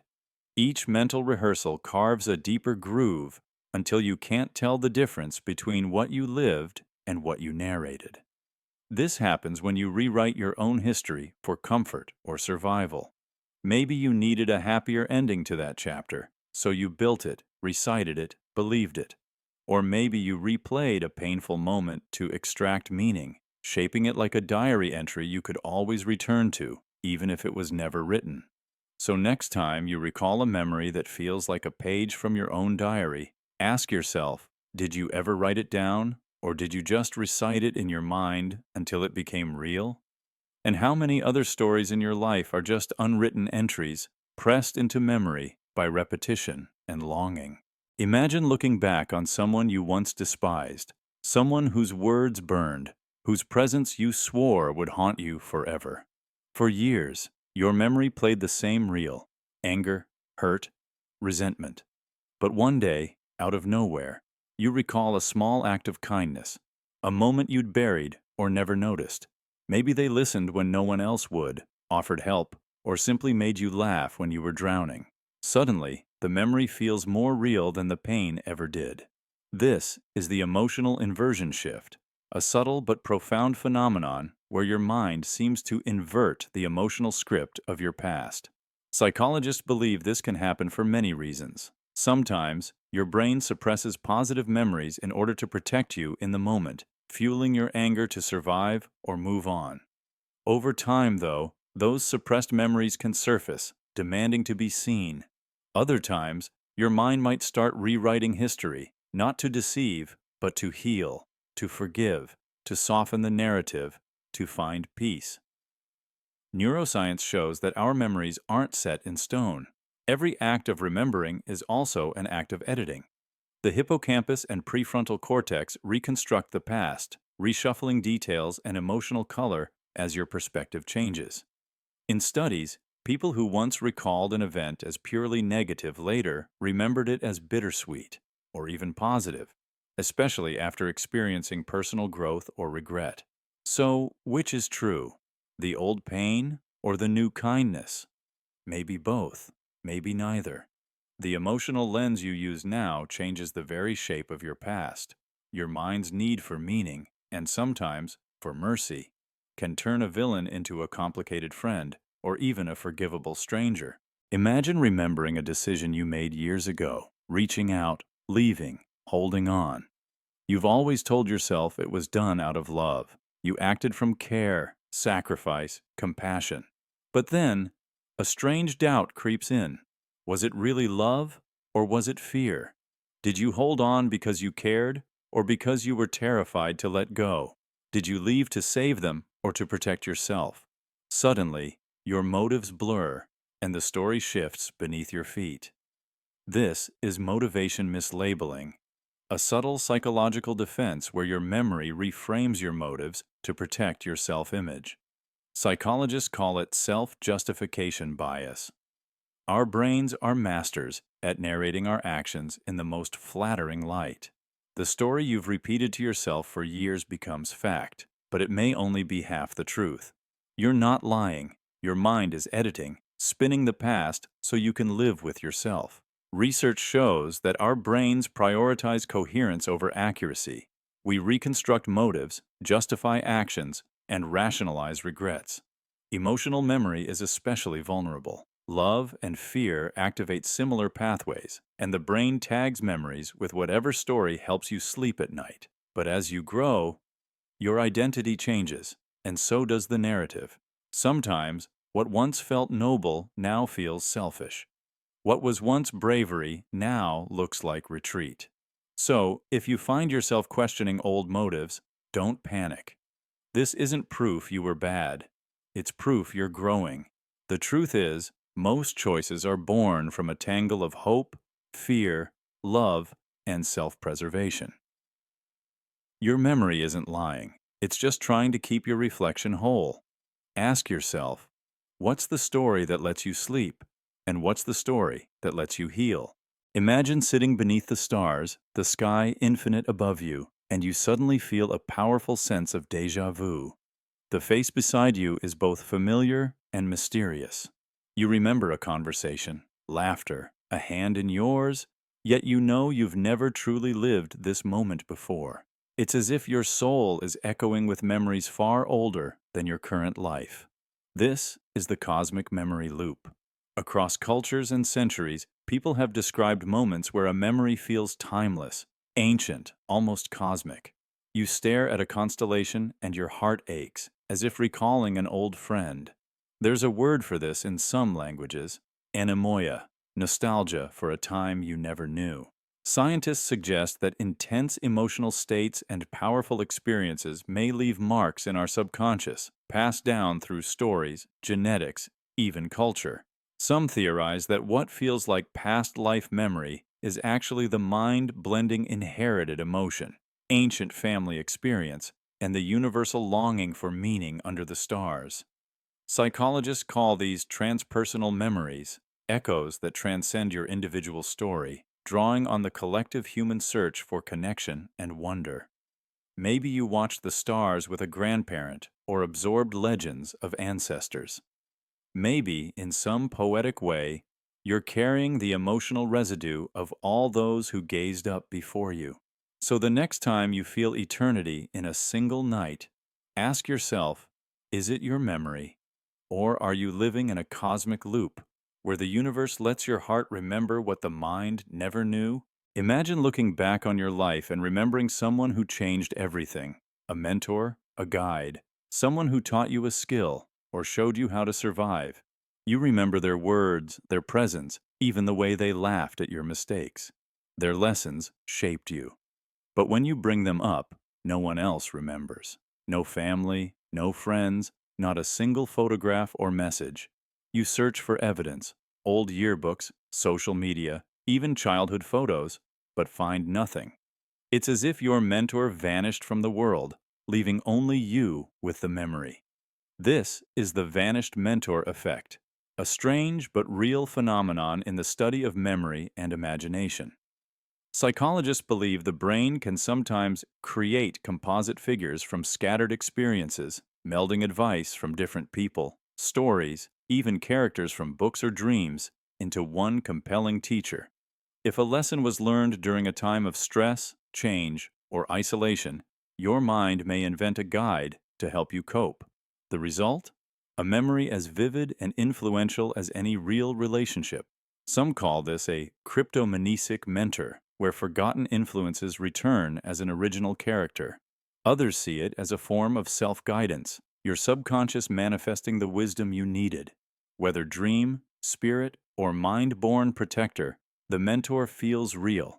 So when you remember the one who taught you everything, but the world says they never existed, ask yourself, who is really missing? The mentor or the part of yourself that needed to be guided? Imagine this. You know something, but you have no idea how you learned it. A fact about a distant country, a strange recipe, the lyrics to a song you never listened to, or even a warning that echoes in your mind. You're sure you never read it, never heard it, never saw it on a screen. But it's there, fully formed, as if it was installed while you slept. This is the broadcast implant theory. You start to wonder, did your mind pick up a stray signal? Did a piece of knowledge drift through the air, slip past your defenses, and take root? It's easy to joke about thought broadcasting or telepathy, but science has shown that memory is porous. You absorb fragments all the time, snippets from passing conversations, background radio, even half-glimpsed words on a billboard. Most of it fades, but some get stitched into the fabric of your mind until you can't tell the difference between something you lived and something you inherited. Psychologists call it cryptomnesia, memories that arrive without a source, so your brain credits them to you. But sometimes it goes deeper. Maybe your mind creates knowledge as a defense, filling in gaps with details you never truly learned. Or maybe the boundaries of your mind are less secure than you think, an open network, susceptible to influence, suggestion, and the silent drift of other people's memories. So when you recall something you never learned, ask yourself, is it an echo from the world or a quiet implant, proof that memory is less private than you ever imagined? And if so, who else is living with knowledge that was never truly their own? Imagine looking through old journals or photos and feeling a jolt of alienation. You remember who you were, the way you dressed, what you believed, how you spoke. But something in you recoils. That person feels like a stranger, a character from someone else's novel. You find yourself denying their choices, cringing at their flaws, insisting, that wasn't really me. Yet it was. Or was it?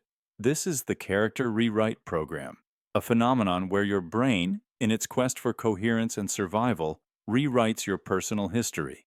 Psychologists know identity is never fixed. It's a story your mind tells to make sense of the present. When who you are now feels radically different from who you were, your brain may begin to edit the past, softening old motivations or even denying parts of yourself entirely. You rewrite your origin story to match the hero you need to be today. Neuroscience confirms that every time you remember, you reconstruct, not just the facts, but the feelings and intentions behind them. The prefrontal cortex reshapes your memories to suit your new narrative. In one study, people described their teenage selves as totally unlike their adult selves, even insisting they'd never do the things they once did. But the paradox? Both versions are true. The person you reject shaped the one you accept.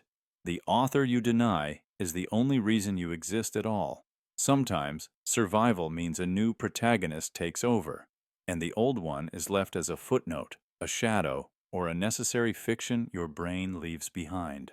Imagine remembering the warmth of their hand in yours, years after they've gone. You can feel the texture of their skin, the squeeze of reassurance, the silence you shared. But there's a problem. No one else was there. That moment, as clear and comforting as it feels, never happened. Yet the memory lingers, vivid and physical, as if your mind conjured a ghost just for you. This is the ghost memory residue, a phenomenon where your brain fabricates a comforting memory long after a loved one is gone. It's not a haunting or a supernatural sign, but a deeply human coping mechanism. Psychologists call it post-event memory construction. The pain of loss carves a hole in your story, and your mind tries to patch it by inventing moments that should have happened. Sometimes, these memories are so real that you question the timeline, searching for witnesses, for evidence that it wasn't just a dream. Neuroscience reveals that the emotional brain doesn't distinguish much between imagined and real sensory experience. The same neural pathways that record genuine moments can ignite for scenes we desperately need to believe. When grief is unresolved, the brain's urge to heal sometimes invents a memory, giving you one last moment, one last goodbye, even if it's only in your heart. So when you find yourself recalling a tender gesture or a parting touch that no one else can confirm, don't question your sanity. Your mind was working to let you heal. Sometimes, the only way to say goodbye is to give yourself the memory you needed, even if you had to build it from the ache of missing them. Imagine waking up with a crisp, detailed memory, an encounter, a conversation, a strange event. You can feel it in your bones, certain it happened years ago. Yet, when you retrace your life, there's no moment where it fits. Friends don't recall it. Photos don't exist. But your mind has accepted it as history. This is the time-delayed download.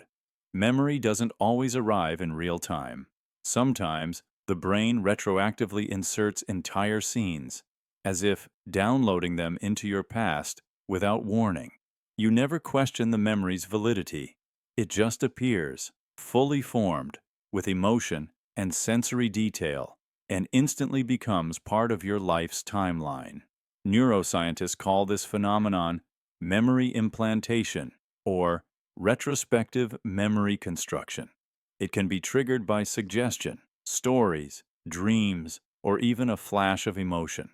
A new experience or feeling is unconsciously woven into the fabric of your personal history, filling a gap or satisfying a need you never noticed. Over time, these downloads feel as real as anything that actually happened. You might even build other memories around them. The boundary between fact and fiction blurs. Your identity shaped by stories that arrived late, but landed with the weight of truth. So next time a memory surfaces out of nowhere, ask, did this really happen? Or was it a download my mind needed to complete my story? Imagine being swept up in longing for a memory that isn't yours. You feel homesick for a sunlit kitchen you never saw, or miss a holiday tradition you never lived. A song from before you were born stirs something warm in your chest. You can see the images, laughter, warmth, childhood comfort, but deep down, you know you were never there. Still, the nostalgia aches, as if you lost something precious from another life. This is the invented nostalgia frame, a real phenomenon in psychology where the mind constructs pasts out of fragments, stories, even sheer longing. Maybe you saw old photos, watched movies, or heard stories repeated until they felt like your own. When your present feels unstable, your mind can build a softer, safer past to miss, a mental refuge when reality is too sharp. Scientists call this vicarious nostalgia or simulated memory. Our brains are wired for comfort. If real memories can't provide it, we create emotional placeholders. Sometimes it's longing for the warmth of a grandparent's house you only saw in dreams or missing a decade you never lived. It isn't just fantasy, it's a coping mechanism. The ache is real, even if the history is not. So next time you feel nostalgia for a place or moment that never belonged to you, ask yourself, what is your mind trying to protect, and whose comfort are you really longing to remember? Imagine this. You close your eyes and walk through the chapters of your life. Each memory is a scene. Some are bright, some blurry. You see the moments of pain smoothed at the edges, failures turned into learning, heartbreaks recast as close calls. You notice the parts where your mind added hope or subtracted shame. The story fits together, feels coherent, because your brain made it that way. This is the rewritten life script. Every memory you carry is a living document, rewritten with each retelling. Survival edits fade the unbearable. Dreams sneak in to brighten the dark. Guilt and longing swap endings when you need comfort. Scientists call this memory reconsolidation. Every recall is a rewrite. The version you keep is not the first draft, but the one best suited for today's you. Maybe you remember being the hero when you were terrified. Maybe you forget the kindness you gave and remember the betrayals instead.